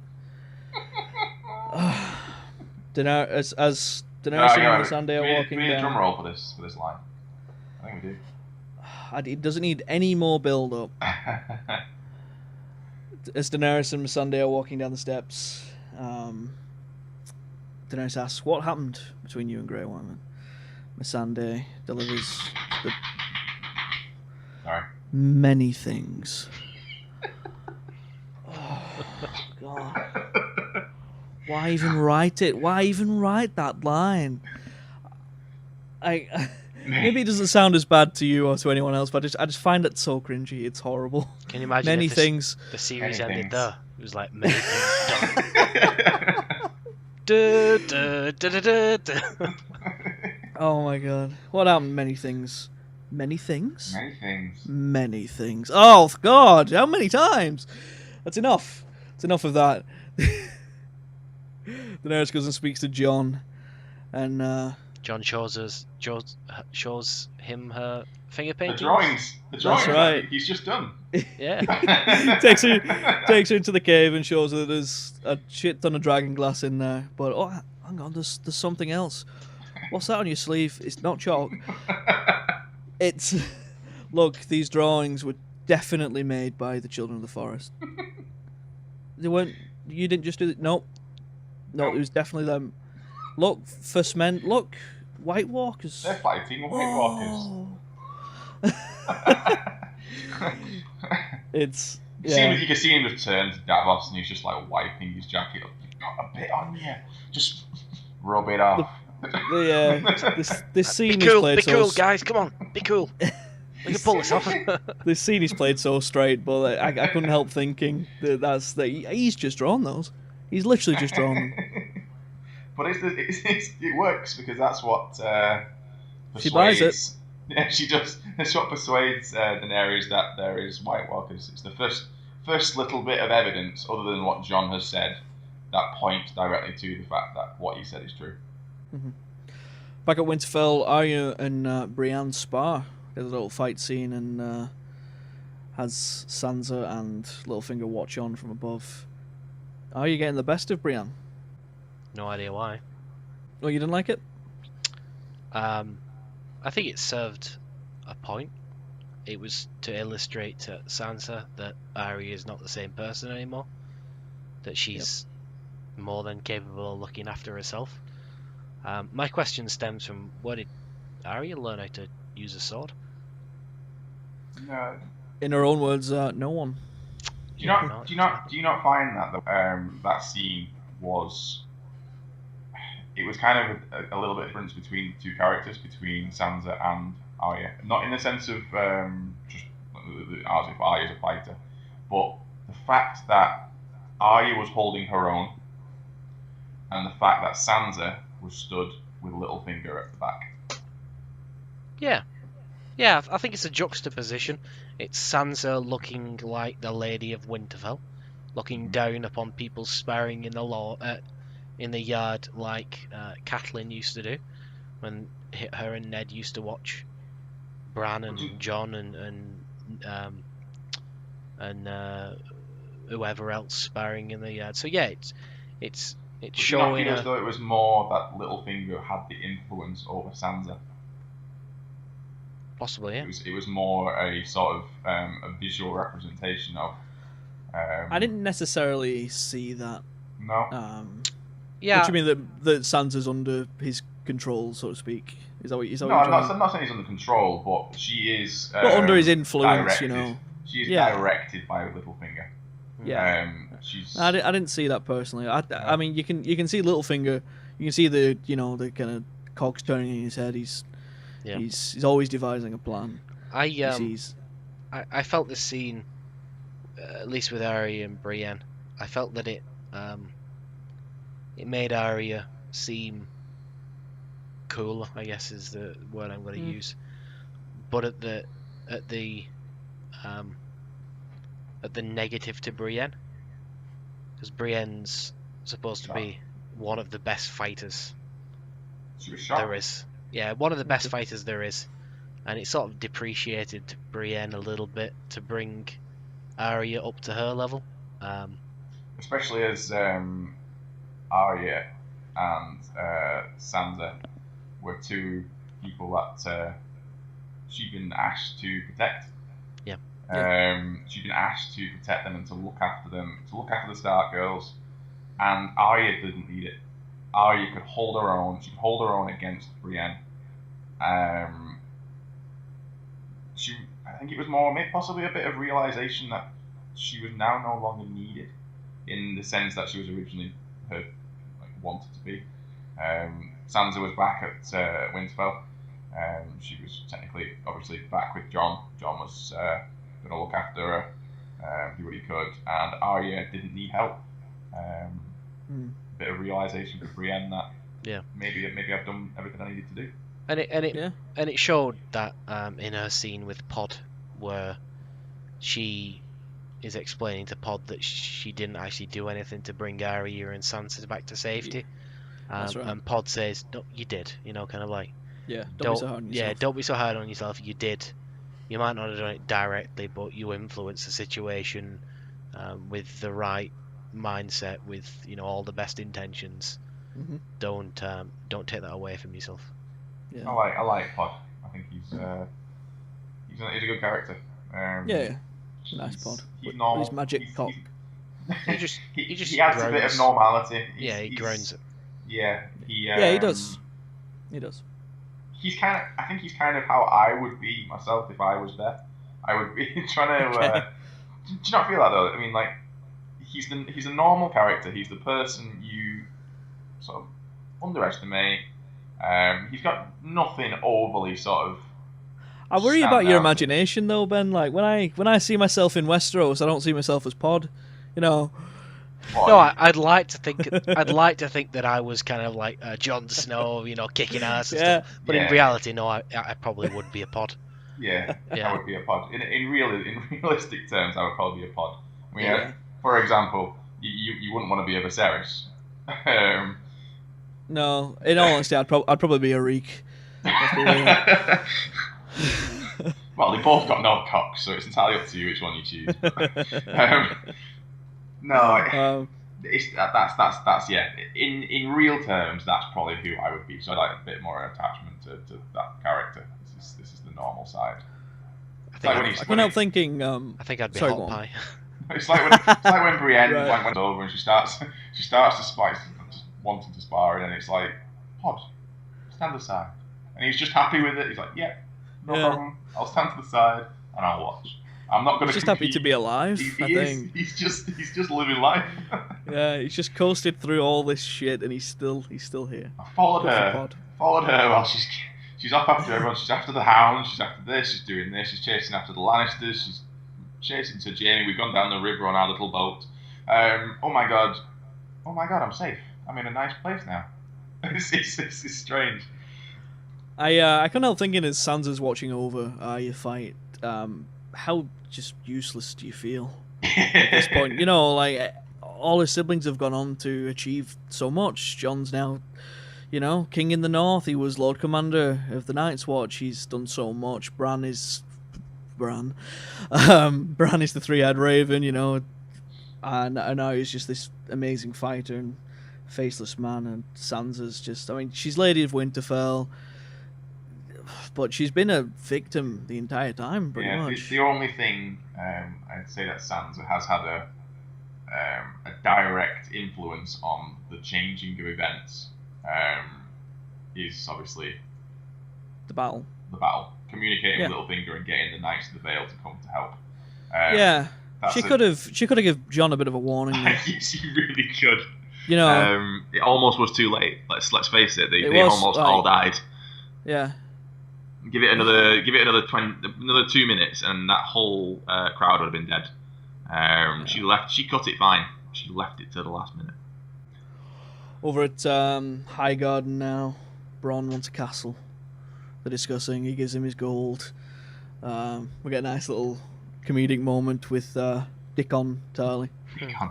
I love Bronn's reaction to that. It's just great. Jerome Flynn plays Bronn so well. I love Bronn. Bronn's one of my favourite characters. Yeah. At this point, we hear the Dothraki coming over the hill in the distance. We hear their screeching. Well, you hear something. You don't know it's them yet. Yeah, I think that's just the sound of them teleporting in. That's right. They arrive again really quickly with no explanation of how they got there, but maybe Drogon carried them. Yeah, they've not heard of scouts in Westeros anymore. They just these giant nets dragging across the sea. Scouts I think. Each Dothraki held onto a spike on Drogon. No, but do you know what this scene reminded me of when I saw it? Lord of the Rings, the third one, The Return of the King, when the Ride of the Rohirrim come over the hill.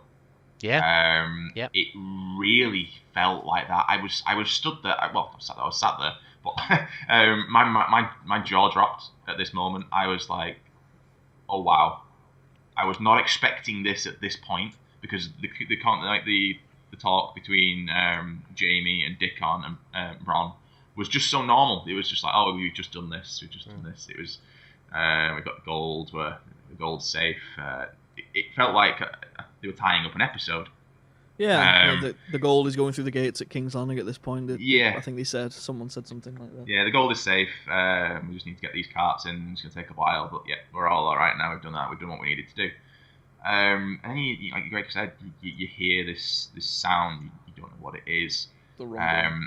Yeah, and these little jeers and these little cheers and screams, and whoop whoops or whatever they're doing. Whoop whoop. Whoop whoop. That's the sound of the Dothraki. But then you just see this this very wide shot of the hillside, and it's covered. It's covered from left to right of the screen with Dothraki horses. It's a great shot of them coming over the hill. As they come over the hill, so does the dragon, And Khaleesi. bellowing huge, and Khaleesi and Daenerys riding on top. Dragon looks incredible. It does. Huge epic battle now commences, and this whole thing was just such a great sequence. It always starts though. What with the Dracarys? It's always said. It's always said. She does that in her ruler voice, which I don't like. Dracarys. No, but I think the shock on their faces when they realise what's about to hit them. Oh, it gives me chills. It's great. Yeah. This is what I meant about Series 7 having these moments with just standout moments that I think define it as the best of the series so far. It's a huge epic battle. I think it was masterfully done. Yeah, cinematography wise, that was very, very well done. Yeah, particularly absolutely fantastic. The scenes of the dragon swooping over the loot train and sort of the explosions. Yeah, it looks brilliant. Almost reminds me of something out of like Star Wars. Yeah, something of that high budget, big and grand. Yeah, it's incredible. You see the dragon, lighting Lannister soldiers on fire, and it looks so horrible. You can see them like taking off armor and they're fucking burning underneath. Can you imagine? Can you imagine how that feels? It's just horrible. I thought they achieved something kind of incredible though with this battle. I found myself rooting for both sides. I didn't want Jamie to get hurt. I didn't want any of them to get hurt. All Bronn, yeah. I wasn't too bothered about Bronn, but Jamie especially. I think Jamie has become an anti-Cersei, the opposite of Cersei in sort of mindset. He wants obviously the Lannisters to thrive. He wants the Lannisters, and he wants his. He does. He loves his family. Lover in Cersei, and obviously his child to be. There's a bit of conflict, weave throughout the season, the last couple of episodes. You can see Jamie looking worried about where Cersei's heading. Yeah. I mean, there's plenty of characters who said this to him, though, isn't there? I mean, Bronn says it to him in this scene, where he's like, Cersei's a cunt, and Olenna's just said it to him. Yeah, pretty much in those words. God, she's a cunt. She said that she'll be the death of you. Yeah. Well, as the battle's going down, Bronn gets on the ballista, the big scorpion ballista thing that Qyburn set up, and manages to shoot the dragon with the big bolt. Wounds it, and as the dragon sat down there, Daenerys trying to pull the bolt out of it, Jamie sees his opportunity and charges at her. Stupidly. Yeah, I mean, as Tyrion's looking on and saying, "You idiot," Oh, I can't remember his exact words, but you fucking idiot. Yeah, you fucking idiot. You fucking idiot. With Jamie and Tyrion are probably the two Lannisters that they still appreciate each other, even though they're on different sides. Yeah. They're brothers. They've always loved each other. They've been torn apart out of their control.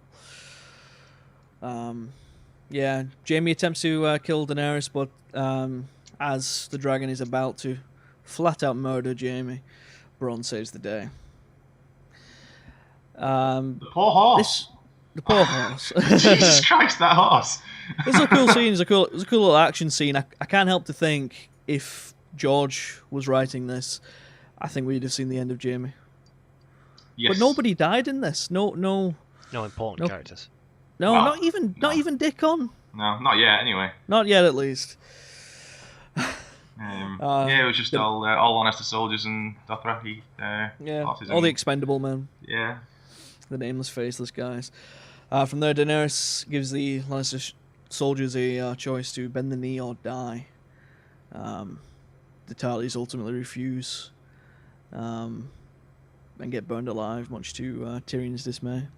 There's elements of Daenerys' father there, I guess, and that's what they're trying to push to the forefront. Is that Daenerys may not be the complete article yet in terms of wise ruler. Yeah. That she's still got some bad decisions in her.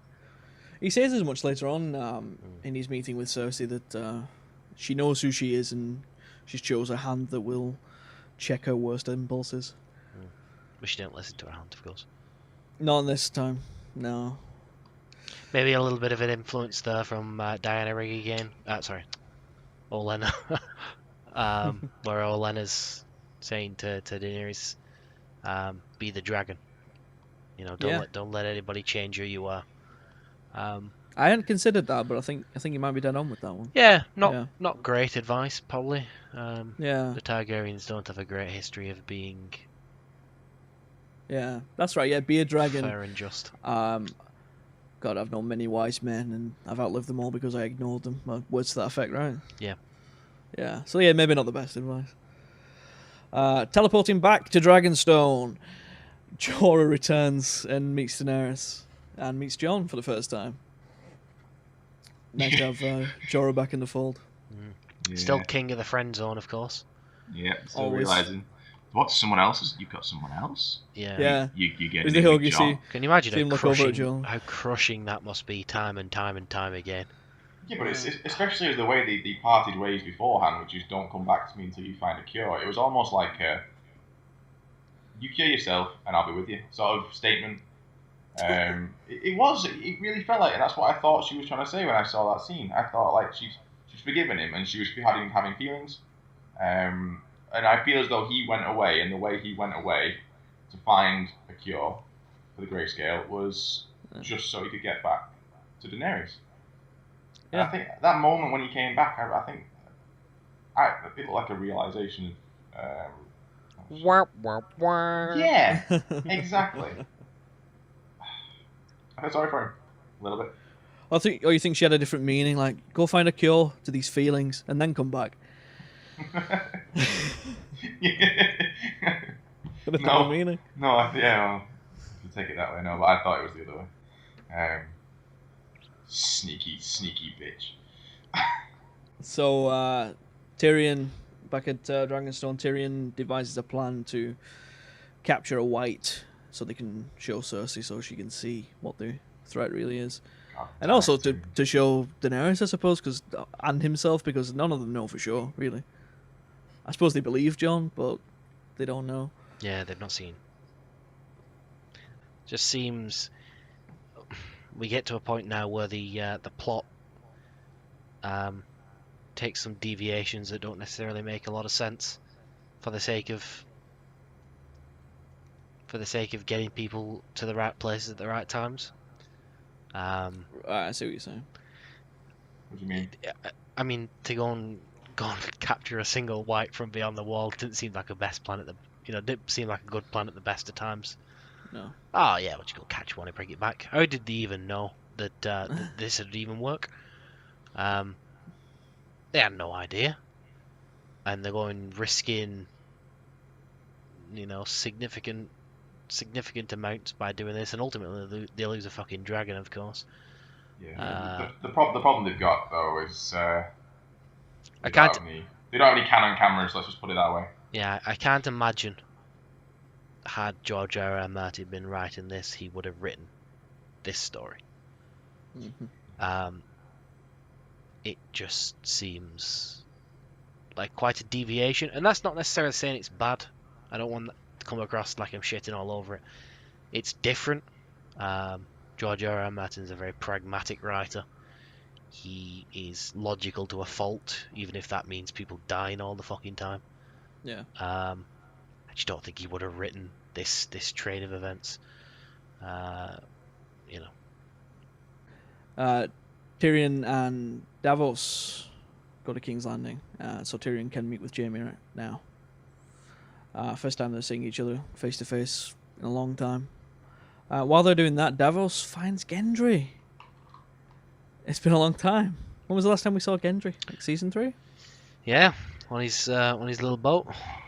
I love Davos' line, thought you might still be rowing. Like everybody did. Yeah.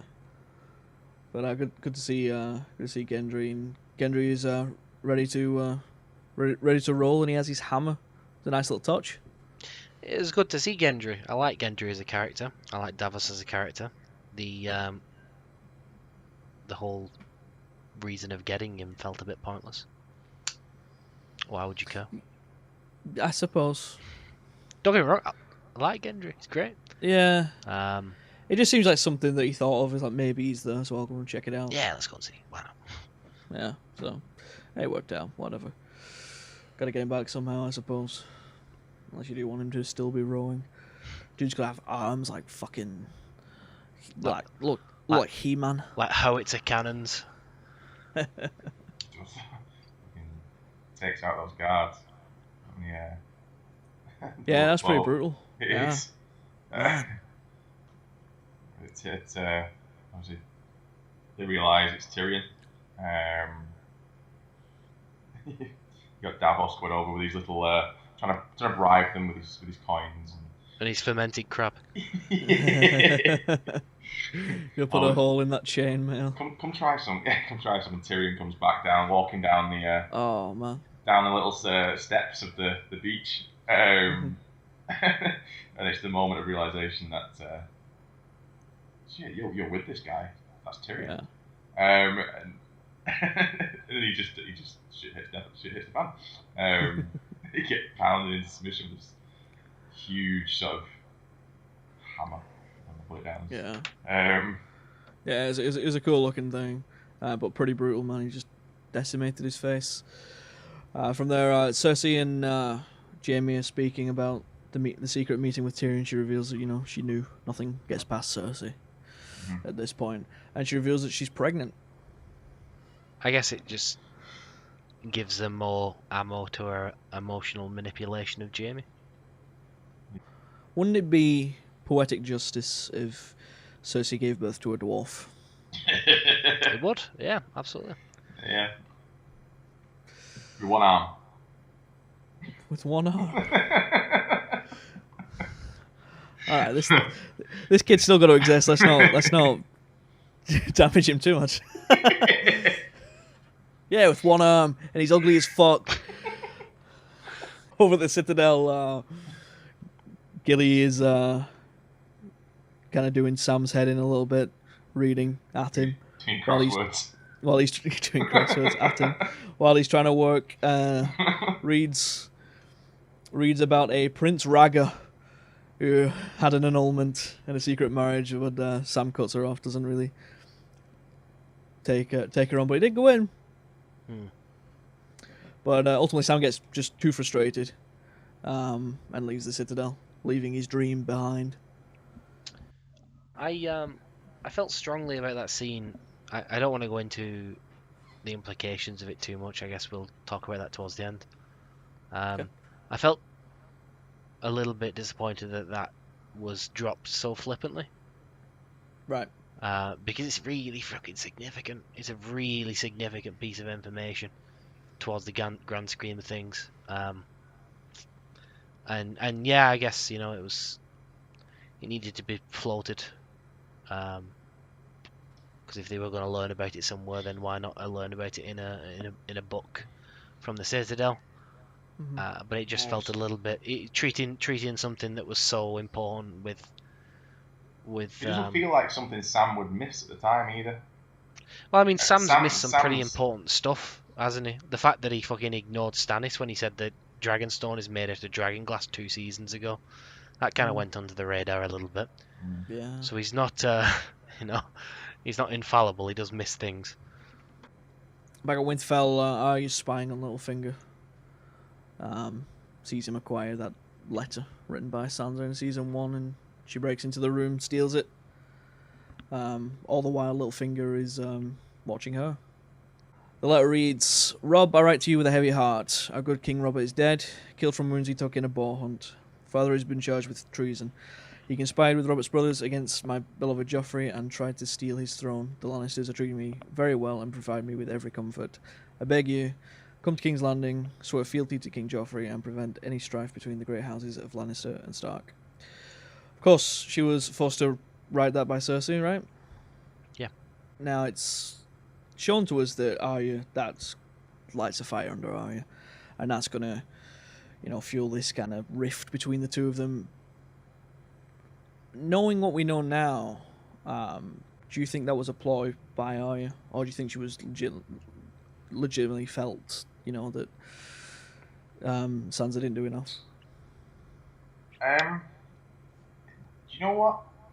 I don't want to tie it into another thing that's coming up in a minute, but I think it was more possibly a grand scheme of outing Littlefinger. That's what I mean, yeah. Yeah, but I think it was more tied in towards Bran. Because Bran can see, obviously, everything that has happened. Right. And, obviously, Littlefinger, shortly after, tries to turn the sisters against each other, knowing their dislike of each other, should I put it. And it's not hatred, it's they don't get on. They have a sibling rivalry, yeah. But Bran can see everything that's happened, and obviously when Littlefinger tries to dissuade sort of Sansa into your sister is the enemy, your sister is this, obviously she must be this killer, she's going to plan to kill you, take your face and become the Lady of Winterfell. Now we all know that that's not Arya. Arya doesn't want that. Arya doesn't want to be the Lady of Winterfell, she doesn't want that responsibility. No. As I say, back to being sort of outing Littlefinger, it could be just the fact that that moment there was the start of the chain of events for him to go. Yeah, it absolutely was. But it's shown to us that, Littlefinger is actually playing this situation. He's the one fueling it. But knowing that the bait and switch later during that little trial that they had. Is Arya and Sansa playing Littlefinger, playing them At that point? at that point? Don't know. Difficult to say, I guess. Possibly. But I'm still under the impression Bran has said something off camera. Bran has said something related to either how, well, obviously Sansa knows loads of facts from somewhere, so she must have talked to Bran regarding the death of her father and his involvement in that, the involvement of killing her aunt at the Vale. There's so much he's done that she couldn't have known about without talking to Bran. Yeah. I think it's more of a ploy for him to. It's just cementing what he's about to try and say, to try and turn them against each other. It's her sort of finalisation that Littlefinger needs to go. That's right. John's group of Davos and Gendry arrive at Eastwatch. Meet back up with Tormund, and they meet the Brotherhood who've been captured. Or what's left of it. Or what's left of it. We got Beric Dondarrion, the Hound, and Thoros of Myr. Gendry warns them not to trust them because obviously they sold them back to Melisandre way back.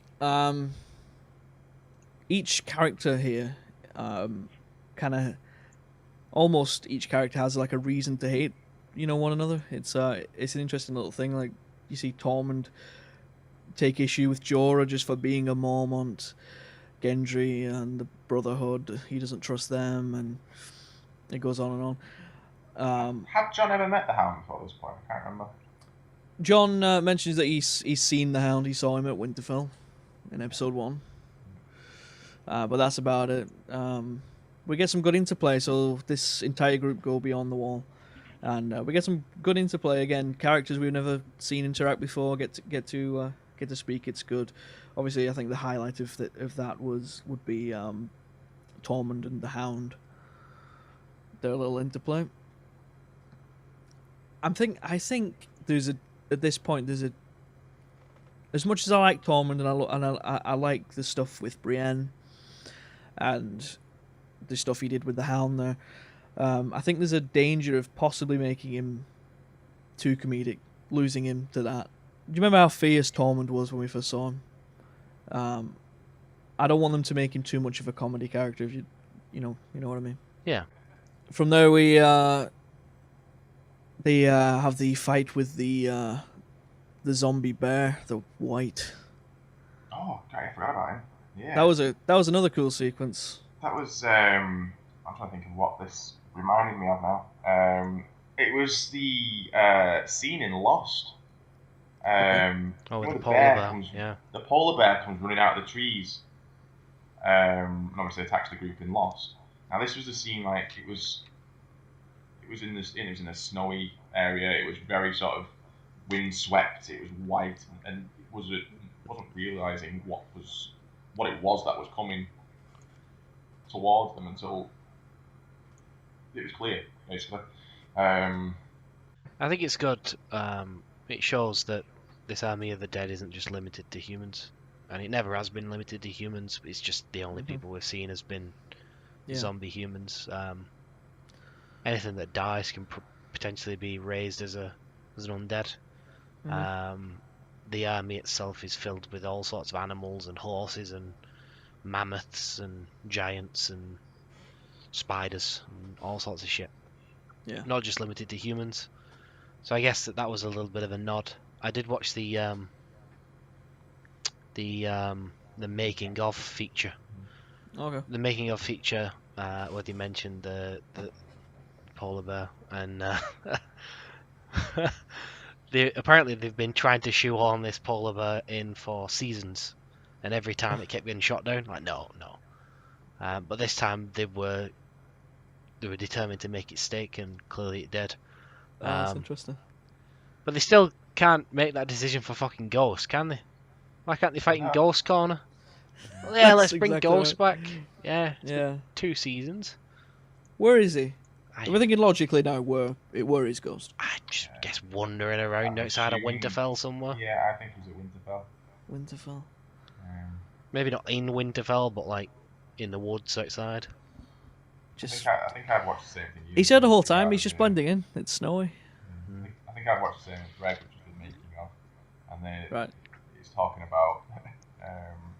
No, it's not. It's not. It's something I watched on a video actually. It was talking about how it feels like the directors have aimed the Game of Thrones saga to be more towards the dragons than the Starks and their direwolves. Because the direwolves originally in the first season, when they all get them, it's so much could have happened with them. Obviously with the warging, the possible warging or whatever. Yeah, they've marginalised them. Yeah. Yeah, they put them to the side. They've not had a role, which is why I don't know if they've had a role as much as they should have done.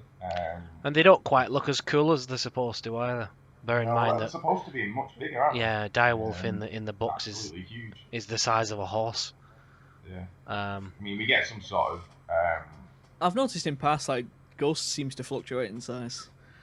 Yeah, he walks past sometimes he's as huge. a dog, or he walks past, and obviously he's sat in the corner at I mean, he just seems like a very large, real-world wolf, though, doesn't he? Yeah. Like, no bigger than what you would imagine a wolf could be. Nymeria looks slightly different, because obviously we've not seen her for a while. She looked bigger. Nymeria, huge. I think Nymeria is supposed to be larger because she's had more to eat. Right. Bear in mind, Ghost has spent a lot of time north of the Wall in the frozen lands. There's not a lot to eat up there. When Nymeria's been wandering around. As well also helps with. Nymeria's been wandering around the Riverlands, feasting on Freys. She's had plenty to eat. So I think I think Ghost is perhaps maybe taller physically, but much more slender because less to eat. Whereas Nymeria is a much more, she doesn't eat poorly at all. Yeah. Yeah. Of course, Thoros of Myr is wounded during this fight with the bear. From there, they go on. They find a White Walker with his little troop of whites. They engage him in a fight, and very significant, they kill the White Walker, and his whites die. All but one, and one is all they needed, so it's pretty Handy. Lucky. pretty handy. Yeah. But I think this is a pretty significant point in the show. Now they realise that All if they they have to do yeah, is kill the Night King. exactly, kill him, they all die. So that's pretty significant. The worrying... I know, okay, on to the... see, you talked about the dragon. The moment of realisation that Daenerys is not unbeatable. Yeah. She loses one. The Night King. Very predictably, though. Yeah, we saw it coming. I think everyone saw it coming. That inevitably she was going to lose a dragon at some point Absolutely. to the Night King and obviously the White Walkers. But what a way for it to go. Mm-hmm. Jon Snow playing Rambo as he does. Just get on the dragon. They had got into a moment, didn't they, with that scene where they're all sat on this rock in the middle of an ice lake, surrounded by White Walkers. Ice is broken. Waiting for the ice to solidify. Ice is just broken, so the trapped on the outside and you don't go on the water, so waiting for the ice to solidify. And I can't help but think that the Hound, what an idiot. Yeah. Throwing his rocks. Oh yeah, he hits one in the face, which is hilarious. But he throws one, it doesn't go anywhere, it just rolls across the ice, slow and steady in front of a White Walker's feet. Realisation the ice is solidified. Yeah. It's just an announcement of okay. Shit's going down, boys. Shit's gonna happen down here. You just leave it to let them decide when they're gonna come, but no, he throws his rock. Just has to be a prick, doesn't he? Just taunt them. And they all start coming. They realise it's frozen over, and the battle commences. The full army of the undead against 7, 8.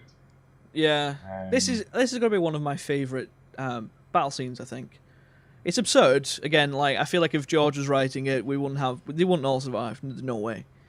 Like we almost lost Tormund. A lot more survived than I anticipated would. I expected it to really cut the numbers down.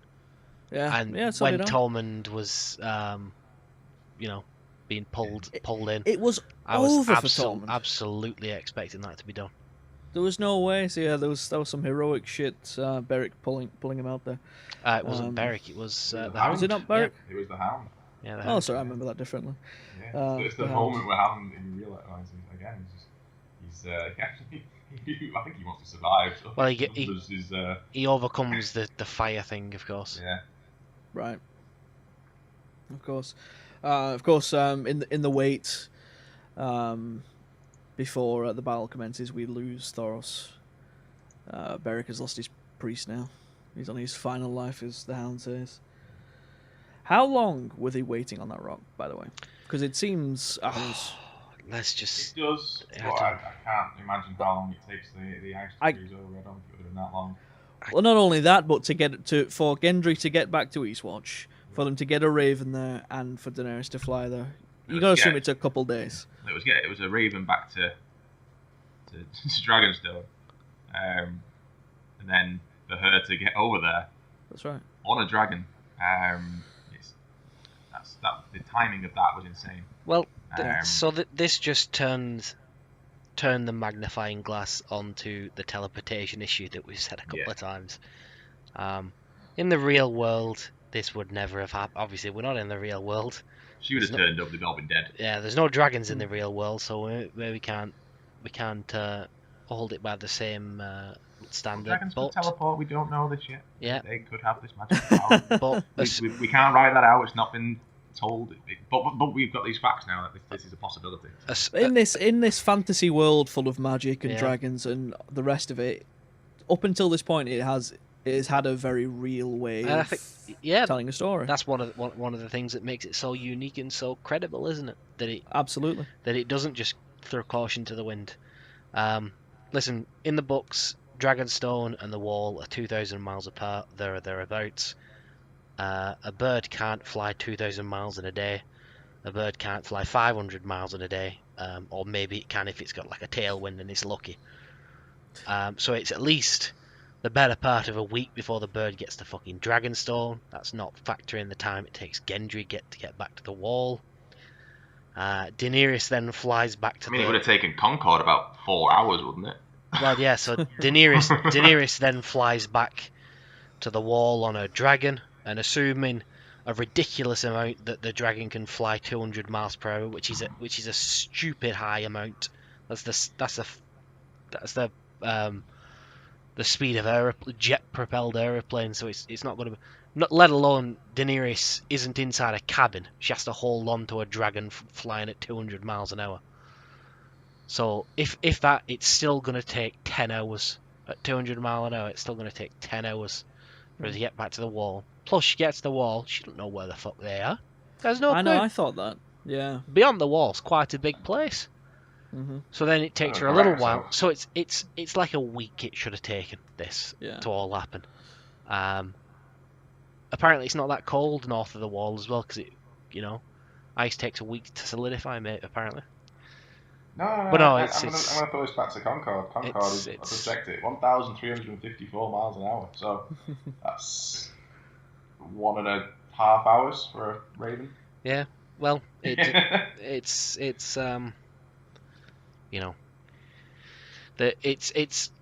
done it for the series. It's not great. It's not the ideal situation, but I can understand why the series has done it. The series needs to get places quickly now. It's got so few episodes left. Yeah. If they were represented the real time of this, then it wouldn't have worked.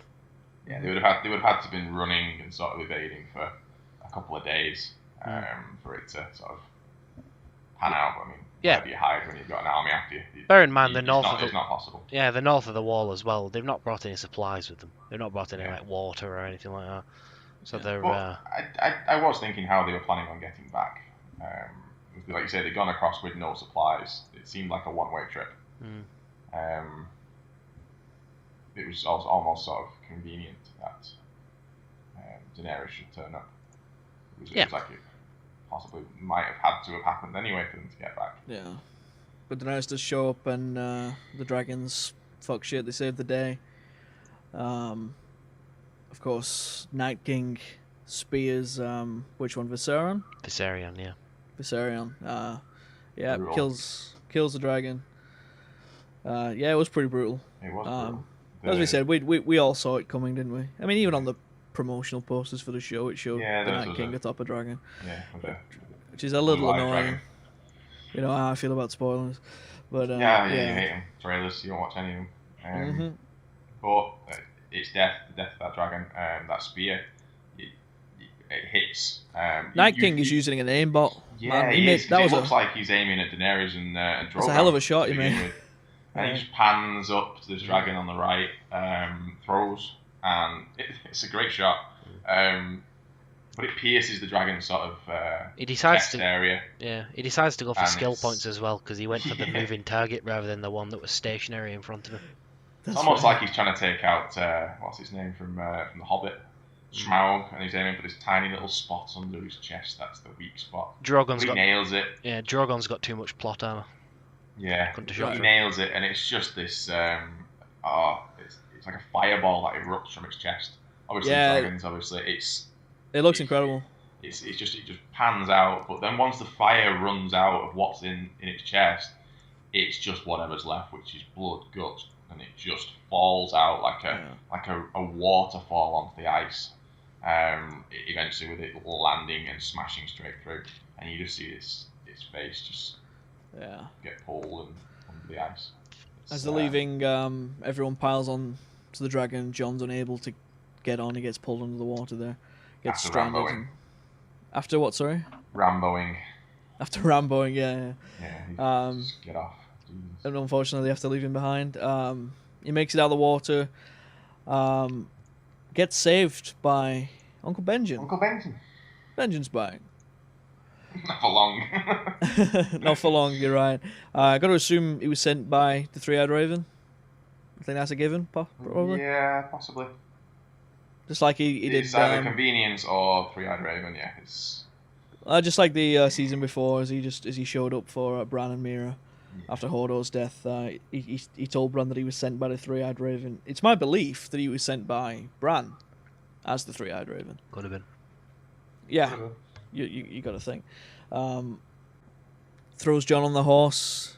Uncle Benjen, come with me. There's no time. There was tons of time. There was time. He just allows himself to get killed. This was there's no room on this floating door, Jack. I'm gonna let you drown. It is. This is the Titanic way of telling a story. It is. Yeah. He could have 100% come. I think this was there's no room in the budget for an extra actor for next season. I think you're right. We'll get ready, you know. Yeah. This is a young horse. It can't carry the weight of two men. Jon finally gets back to Eastwatch there, and nice scene with him and Daenerys. I think on the way back to Dragonstone, as he's lying in the bed, he tells her that he will bend the knee if he could. Another rash decision without consulting his people. I felt a little strongly about this one again.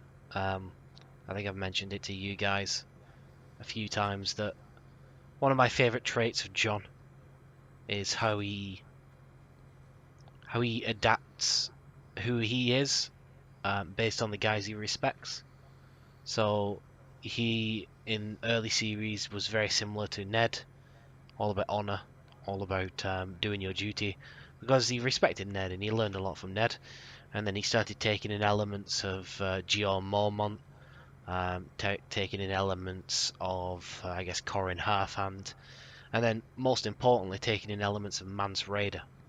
Now, him and Mance had a conversation in season 5 or whatever it was, after Mance's, or just before Mance is about to be burned, and Mance goes over why,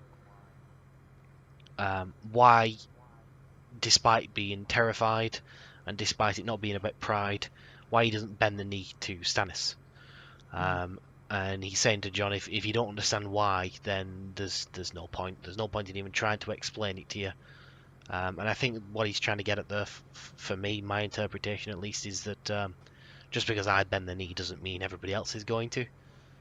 You got to prove it to people. You got to do it by your actions. I became their king, or Mance became their king, by actions alone, not because he was a legitimate king, because he proved that he was the best guy to lead, as Jon had done with the North. And I liked earlier on the season where Jon didn't immediately fall over and say, oh yes, it's not about my pride, and fall over. I liked that he stood by that and said, listen, it's not about if I want to bend the knee or not. It's not about that. It's about whether they'll follow you, and I like that. Whether right or wrong, I'm not making a judgment on whether it was right to bend the knee or incorrect. However, I like that he stood by that. And after this scene, understandably, he changed his mind, but it was a little bit disappointing because I like that aspect of Jon. Yeah. And he seemed to throw it away a little bit too quickly. Yeah, I see what you're saying. Overall, I thought the scene was pretty strong from an acting standpoint. Both actors, they played it very well. Yeah. Daenerys, Emilia Clarke, she looked really upset. Yeah, and she just lost. I think these two have it's not brilliant chemistry on screen, but good chemistry on screen together. You can see that there's something that's building up there. It's not necessarily the most subtle thing at times, but there's something between them, the two.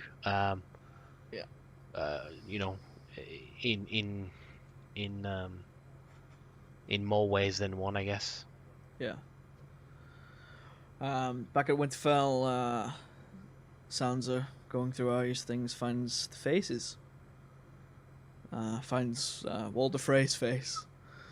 in there. And then Arya comes in and lays it on really thick. I thought she's pretty strong with the way she speaks. Yeah, I found this scene a little odd. I wasn't crazy about it, but Arya insinuating that she'd kill and wear Sansa's face. It's what would it be like to be the Lady of Winterfell and wear the pretty dresses? It's, but then again, are they just doing that for effect? Possibly.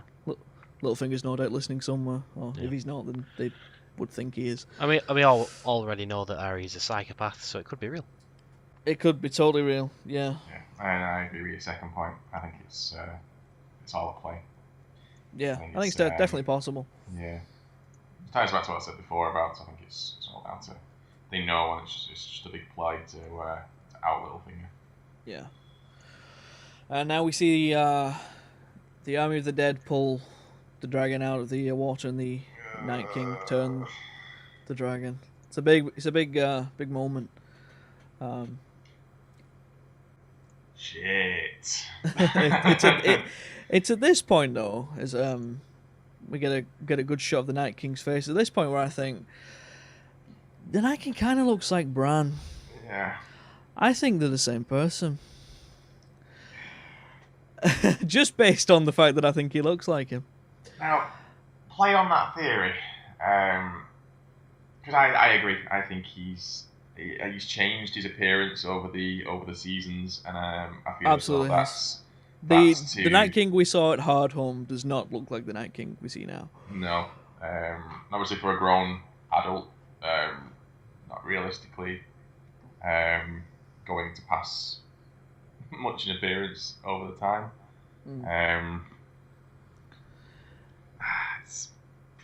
My theory is based on nothing more than they both have a big nose. That's really the genesis of it. But then, in the days after that episode aired, I started seeing tons of different, tons of theories online of how Bran could be the Night King. I'm not the only one who thinks that.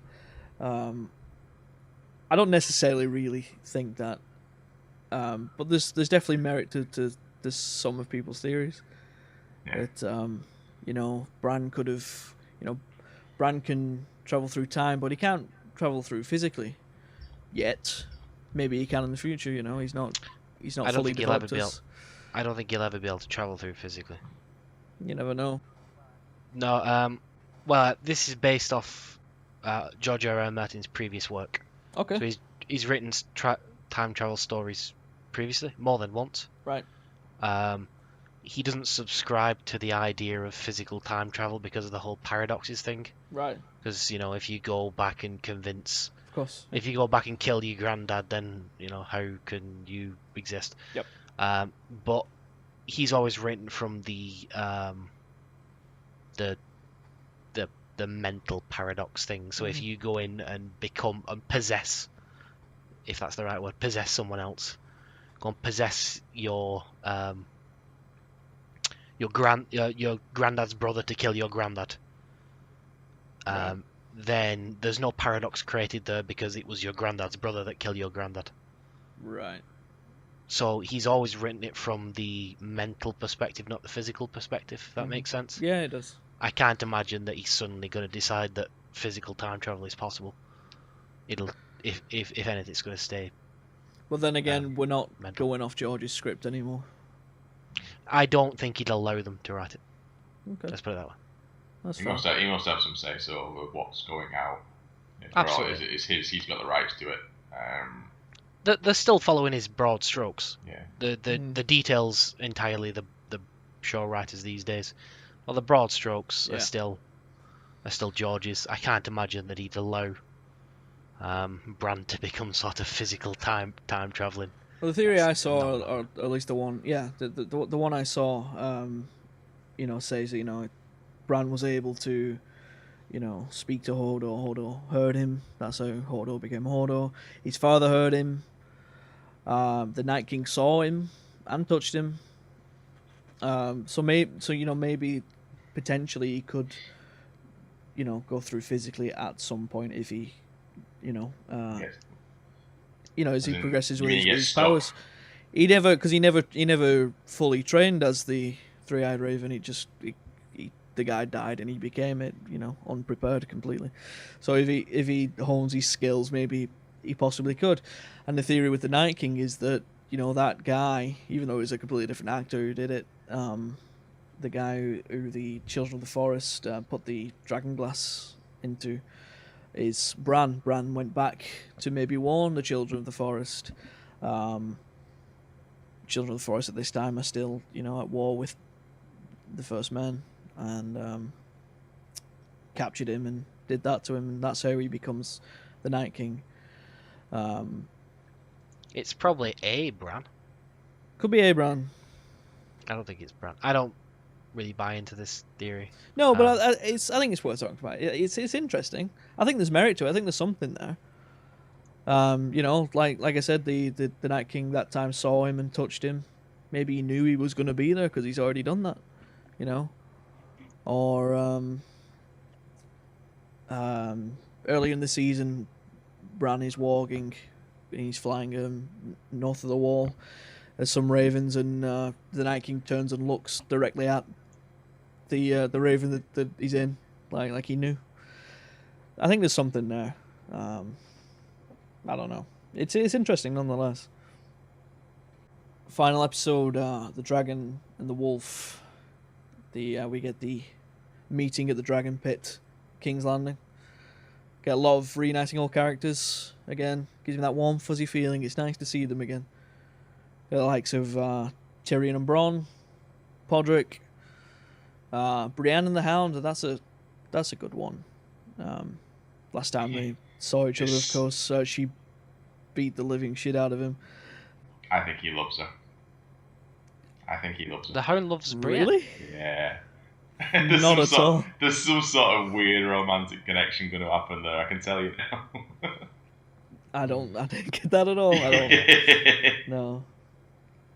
Oh, it'll be like that, like seeing Harry Potter, where it's just like 30 years down the line. You've got Brienne and Bronn.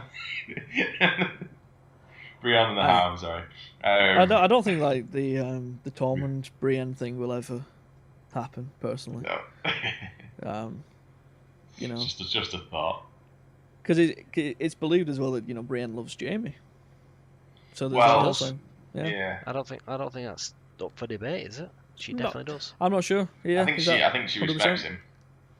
She 100% respects him. Yeah. But yeah. Daenerys, of course, arrives on a dragon because why not? Makes everybody wait. Yeah. And of course, the Hound releases the White and terrifies Cersei. Terrifies Euron. Terrifies everyone. Who gets up and says that he's going home. Fuck it, I'm out of here. Fuck this. Yeah, it's one of my favorite bits from the show. I think I really enjoyed all these characters coming together, some for the first time and some reuniting. Yeah. It was nice. Euron taunting Theon about his sister, and yeah, there's a lot going on. Cersei agrees that she will fight the Great War if Jon stays in the north and doesn't pick sides. Jon can't quite bring himself to tell a lie. Another one of Ned Stark's traits, the honourable. Yeah. Jon making a bad decision, and as he points out, maybe it's the maybe it's not the right decision to make, but he believes it's the right decision. No. Jon, I'm not saying that. Jon thinks it's the right decision at the time, but he for what it entailed, he doesn't. For when it needed to happen, maybe it would have been better for him to save the other answer. But for him as a person, his character, he's noble, and he's already sworn an allegiance to Daenerys. Mm-hmm. He doesn't go back on his word, which is what he says, and he sticks to that. Yeah. Which I think is really respectful. He admits that it's the attitude that got his father killed. We get Tyrion going back to meet with Cersei, and these two haven't spoken in a long time. We know how much Cersei detests Tyrion. Yeah. There's an awful lot that goes on in this scene that I don't think clearly there's an awful lot that goes on that we don't see. It cuts I think away. that this is gonna come back. I think something's happened here. Tyrion's promised something. You think something's happened off screen? Okay. Yeah, Absolutely. I agree with Greg.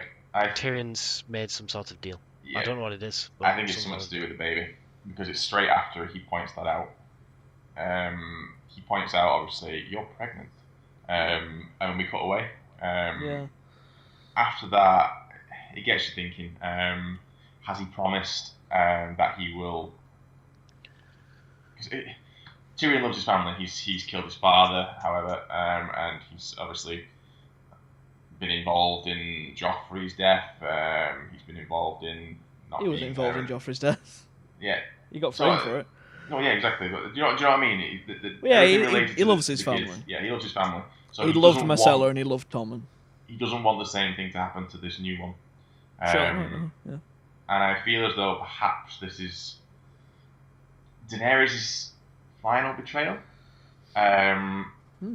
It could be that he's agreed that if she fights to help against the White Walkers, the Night King, that he will ensure, or try to ensure to the best of his ability, that that child will succeed.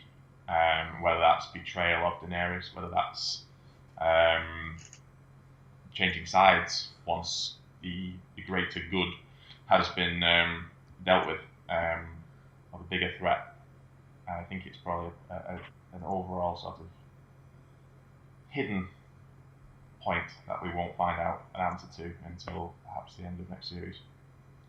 What are you thinking, Greg? I don't think he's done anything as heavy as betrayal. Not yet. I genuinely don't know what's gone on there. I think Ben might be right saying along the lines that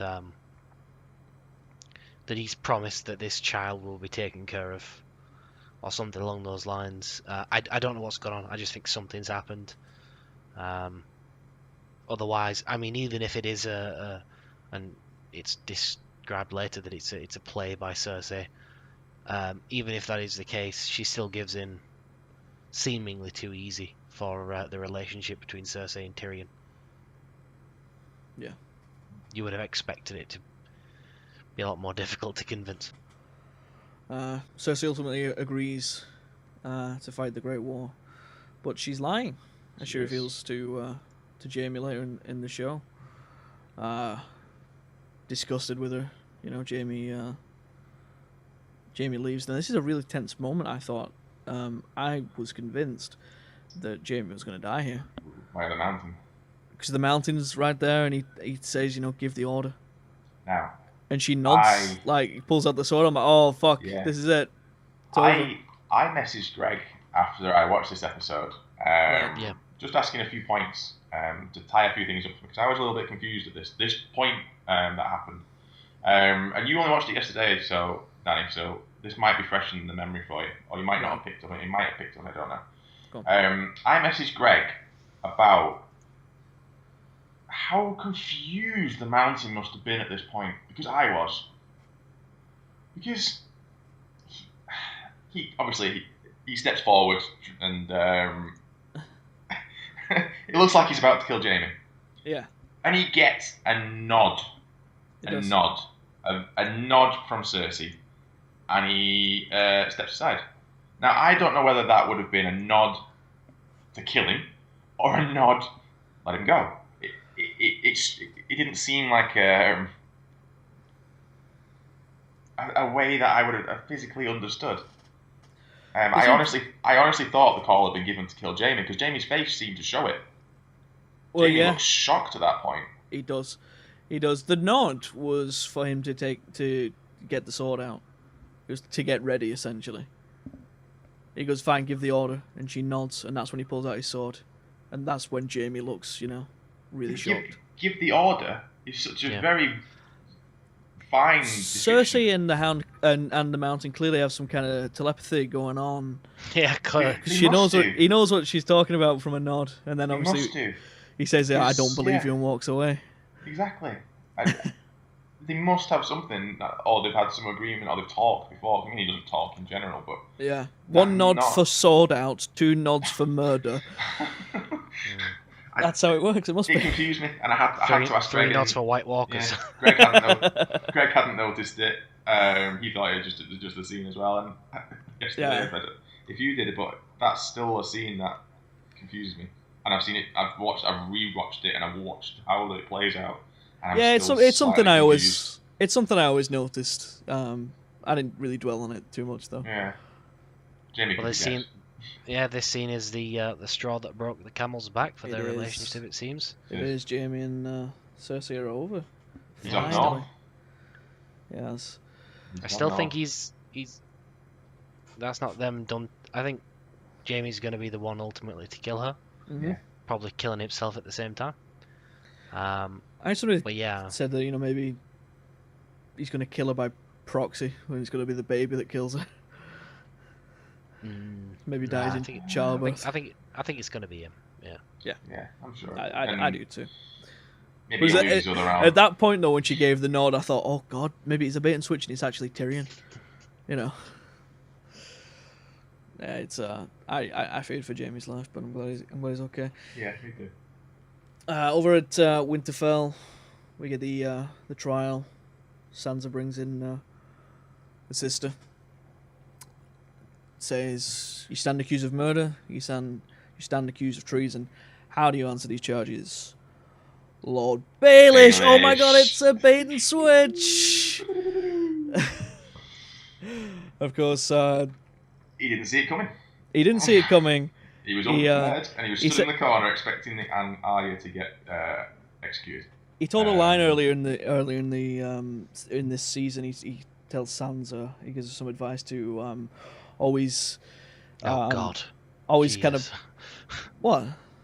Don't fight your battles at every time, at every moment, in Yeah, every yeah. place, always, all Always, the time, yeah. forever. So you're always prepared. Oh God.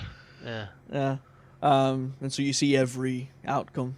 And so you're always prepared. But he wasn't prepared. He didn't see this outcome. Littlefinger reduced to begging on his knees for his life. Groveling. It was Just pathetic. It was. It was Yeah. a little finger we have never seen. Yeah. Begging go on. I felt this season, they've not really known what to do with Littlefinger. He's Yeah, not really had much. He's been in the background a lot. Yeah, he's not really had an awful lot to do. I think his defining moment was to get the Knights of the Vale. I think that was kind of his last part of the story, really. Yeah. He didn't really I have think- much to go after that. Well, it's just sort of the whole puppet mastering, manipulating thing that he's had going for such a long time. He's always been very pivotal. Yeah. I mean, he's the one who started the war Started the war, yeah. between the Lannisters and the Starks in the first place. So he's always been extremely important in the background, always doing something. And it just seems that in this last season he didn't have an awful lot to do. That he was, kind of reduced to a bit of a background player. And this death was, it was a set piece. It was great. He got what he deserved.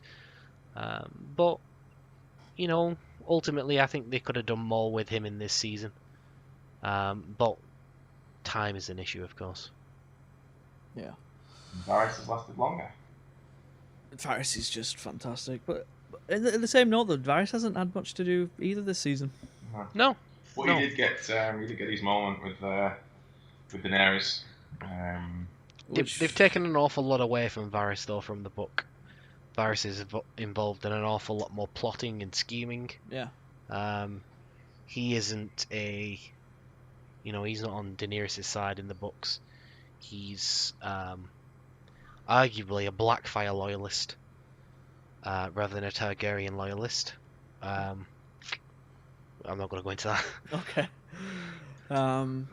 Yeah, so how did you feel about Littlefinger's death here? Of course, I've not even mentioned Arya slits his throat with the dagger that he would have had Bran, would have been used to kill Bran if he got his own way. A lot of people are disappointed with this way for him to go out. The man that, as you said, started the war, just kind of reduced to this. Some people wanted it to be a bit more grand, a bit more epic. How did you feel? I couldn't really see it being any more of a sort of moment. didn't sort of shock a little bit, because I was taken aback that it actually happened. Mm. I wasn't. I only thought the theory of how they built up to it afterwards, and I wasn't expecting it to happen right there. I thought it was potentially going to be Arya. I thought it was very fitting. Yeah, you know, I thought the it master was- manipulator, master Yeah, player, exactly. outplayed.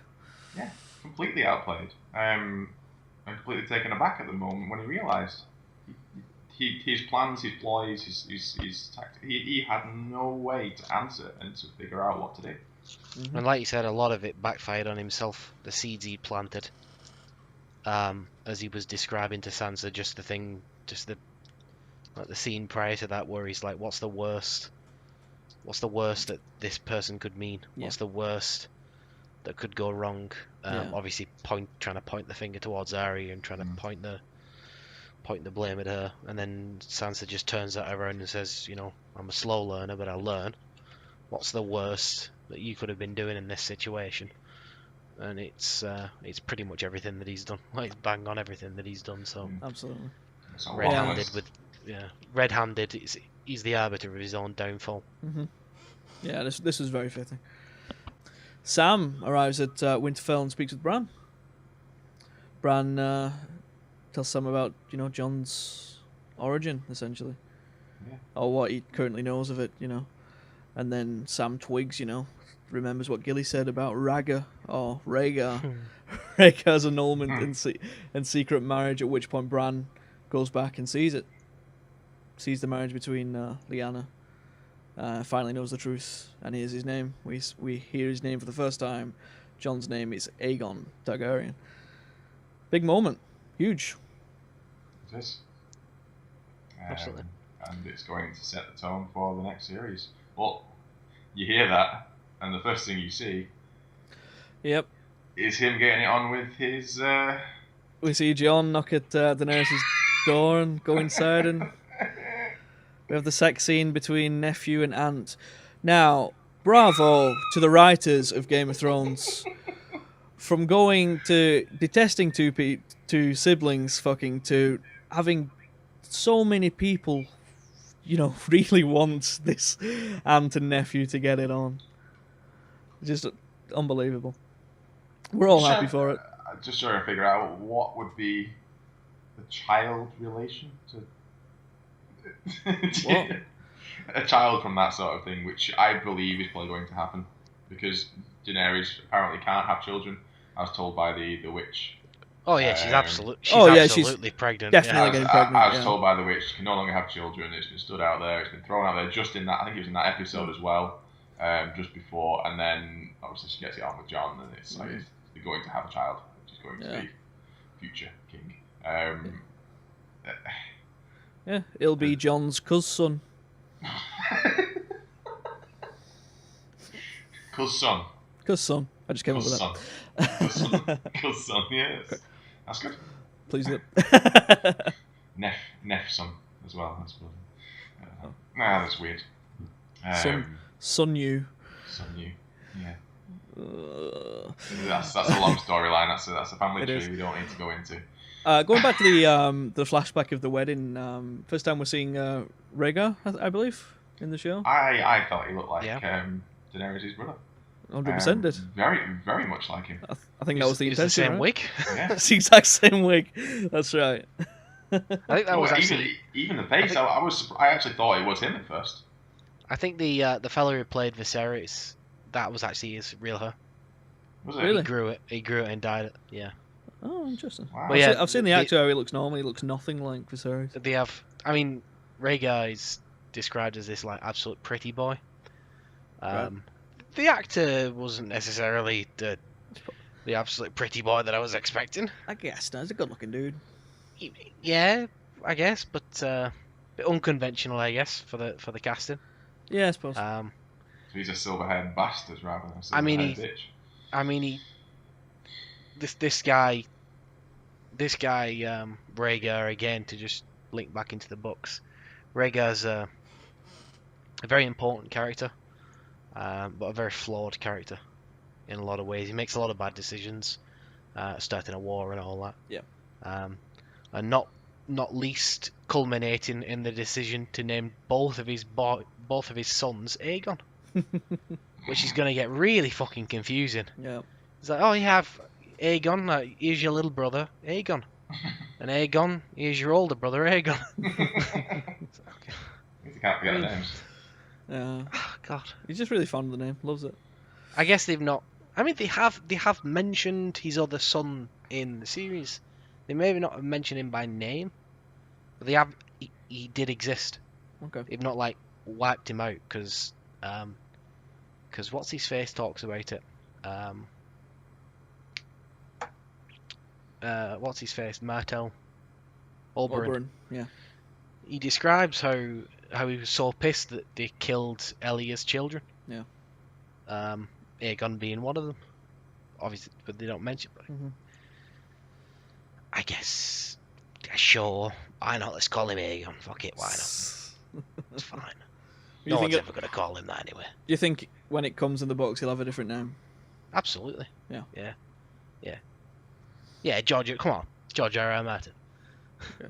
He was going to be named after... Chances are he was going to be named after... George. Well, no. I think the idea in the books is that Rhaegar was expecting it to be a boy. Expected it to be a girl. Right. And if it was a girl, she would have been called Visenya. Okay. So what his real name in that case is, don't know. Mm-hmm. I'm actually sort of surprised that that he had a different name, because I didn't really anticipate that he did have a different name, that he wasn't originally just called John, because it's always said that Ned was the one who named John. Right. But I'm a little bit surprised that they just kind of went out and said, oh yeah, he's actually called Aegon, that's his name, Aegon Targaryen. Right. Or Sand, as they confuse it for it in the Yeah, first place, as Bran's saying. Yeah, he does. That's right. Last part of the show right now. The Army of the Dead approach the wall. Fantastic. It is fantastic. The Night King on the dragon swoops in and destroys it. He doesn't destroy it, he annihilates it. He annihilates it. He really does. It looked Visually, great. it's brilliant. It did. It looked fantastic. I can't tell what it was. Was it blue flame or was it blue ice or? I'm pretty sure it was blue flame. It was more like explosive flame. It was. It was. I mean, I can't see wall. ice destroying an ice wall. No. But it was great. I did think it looks that he great. would. I did think that he would breathe ice, but I'm kind of glad that it's fire. It looked, like you said, looked great. We see Tormund up there. Who else was up there with him? Can we remember? Beric? Was it Beric? Yep. So Tormund and Beric, in danger. I know people are wondering if they're dead. I don't think they're dead. I don't think they would kill those off screen. No. But in a lot of danger, of course. Tore down the wall, and now they're through, and they march south of the wall for the first time. They do. And they march with another throw out to the theory of Bran. Oh, I was going to bring this up. I do know the theory of Bran being the Night King. Go on, hit us with it. The Army of the Dead walking through the gap created by the wall. Mm-hmm. They walk in the formation of the Stark's symbol. Sigil, yeah, they do. Yeah. They form the wolf's head along with the pattern of the fur and everything. Yeah. I didn't spot it first Did time. you catch that, Greg? I did not. I'll have to send you the image when we're done. Yeah, it was pretty near damn close. Yeah, it's another point that reinforces that Bran theory, for sure. Yeah. Again, a very nice visual. When I actually look back at it, I missed it first time. But as did I. I saw it afterwards after doing a bit of reading, and visually it was there. Yeah, same. I probably wouldn't have caught it the second time either if I hadn't seen the image online before. I'm going to be really disappointed if this theory turns out to be true. You're really against it. I'm going to be really disappointed. This is the problem. When we were talking about it before, I didn't know if you knew about this, and I was like, all signs are pointing towards it. That's the problem. It's very sort of hard to disprove, I suppose, at the minute with these little things that are coming in. Oh, Ben, you stole my thunder. I couldn't wait to bring that up. What? I was gonna drop this fucking bomb on the two of you going fucking Stark Sigil, and you took it from me. Sorry, I do reading too. Not much, but the important stuff. But now, now Greg's depressed. He is. It's looking more possible. Press the rest of the day. Good. Have a look, because I want to see your reaction, to be honest. Yeah. Oh, wow, okay. You've seen it? Yeah. Yeah, it's pretty blatant. Yeah. It is very, very. It's true. But that's it. That's Game of Thrones season 7.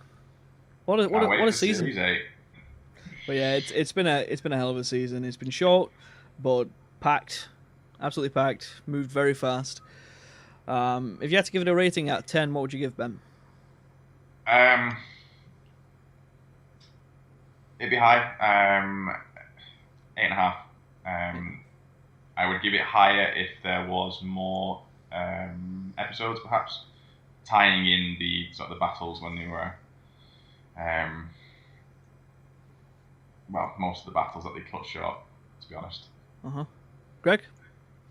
Yeah, I think that's a good summary. 8.5 probably for me as well. I think it wasn't flawless. There could have been some other things. It being a bit longer in parts, like you said, would have been great. Yeah. Just a bit more time spent on certain topics. But overall, really, really high quality series. Didn't have that lull like most seasons do. Like, you know, episodes sort of 3 to 7, where it just sort of, you know, doesn't. The dip in the middle, episode 4, was the Dothraki and the dragon. So it was right in the middle, slap bang in the middle for a moment. To be honest, the episode that I rate the lowest, which is still I rate really high, was probably be the first one. Just because not a lot happened. It was just a lot of setting shit up. Yep. Yeah.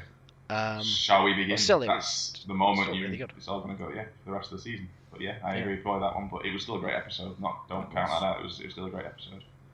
I don't think I could say it any better. I would agree. High 8.5 from me too. I think we said all we can say. Shall we wrap? Yeah. All right. This has been episode 1 of the Dig Sack podcast, and we will speak with you soon.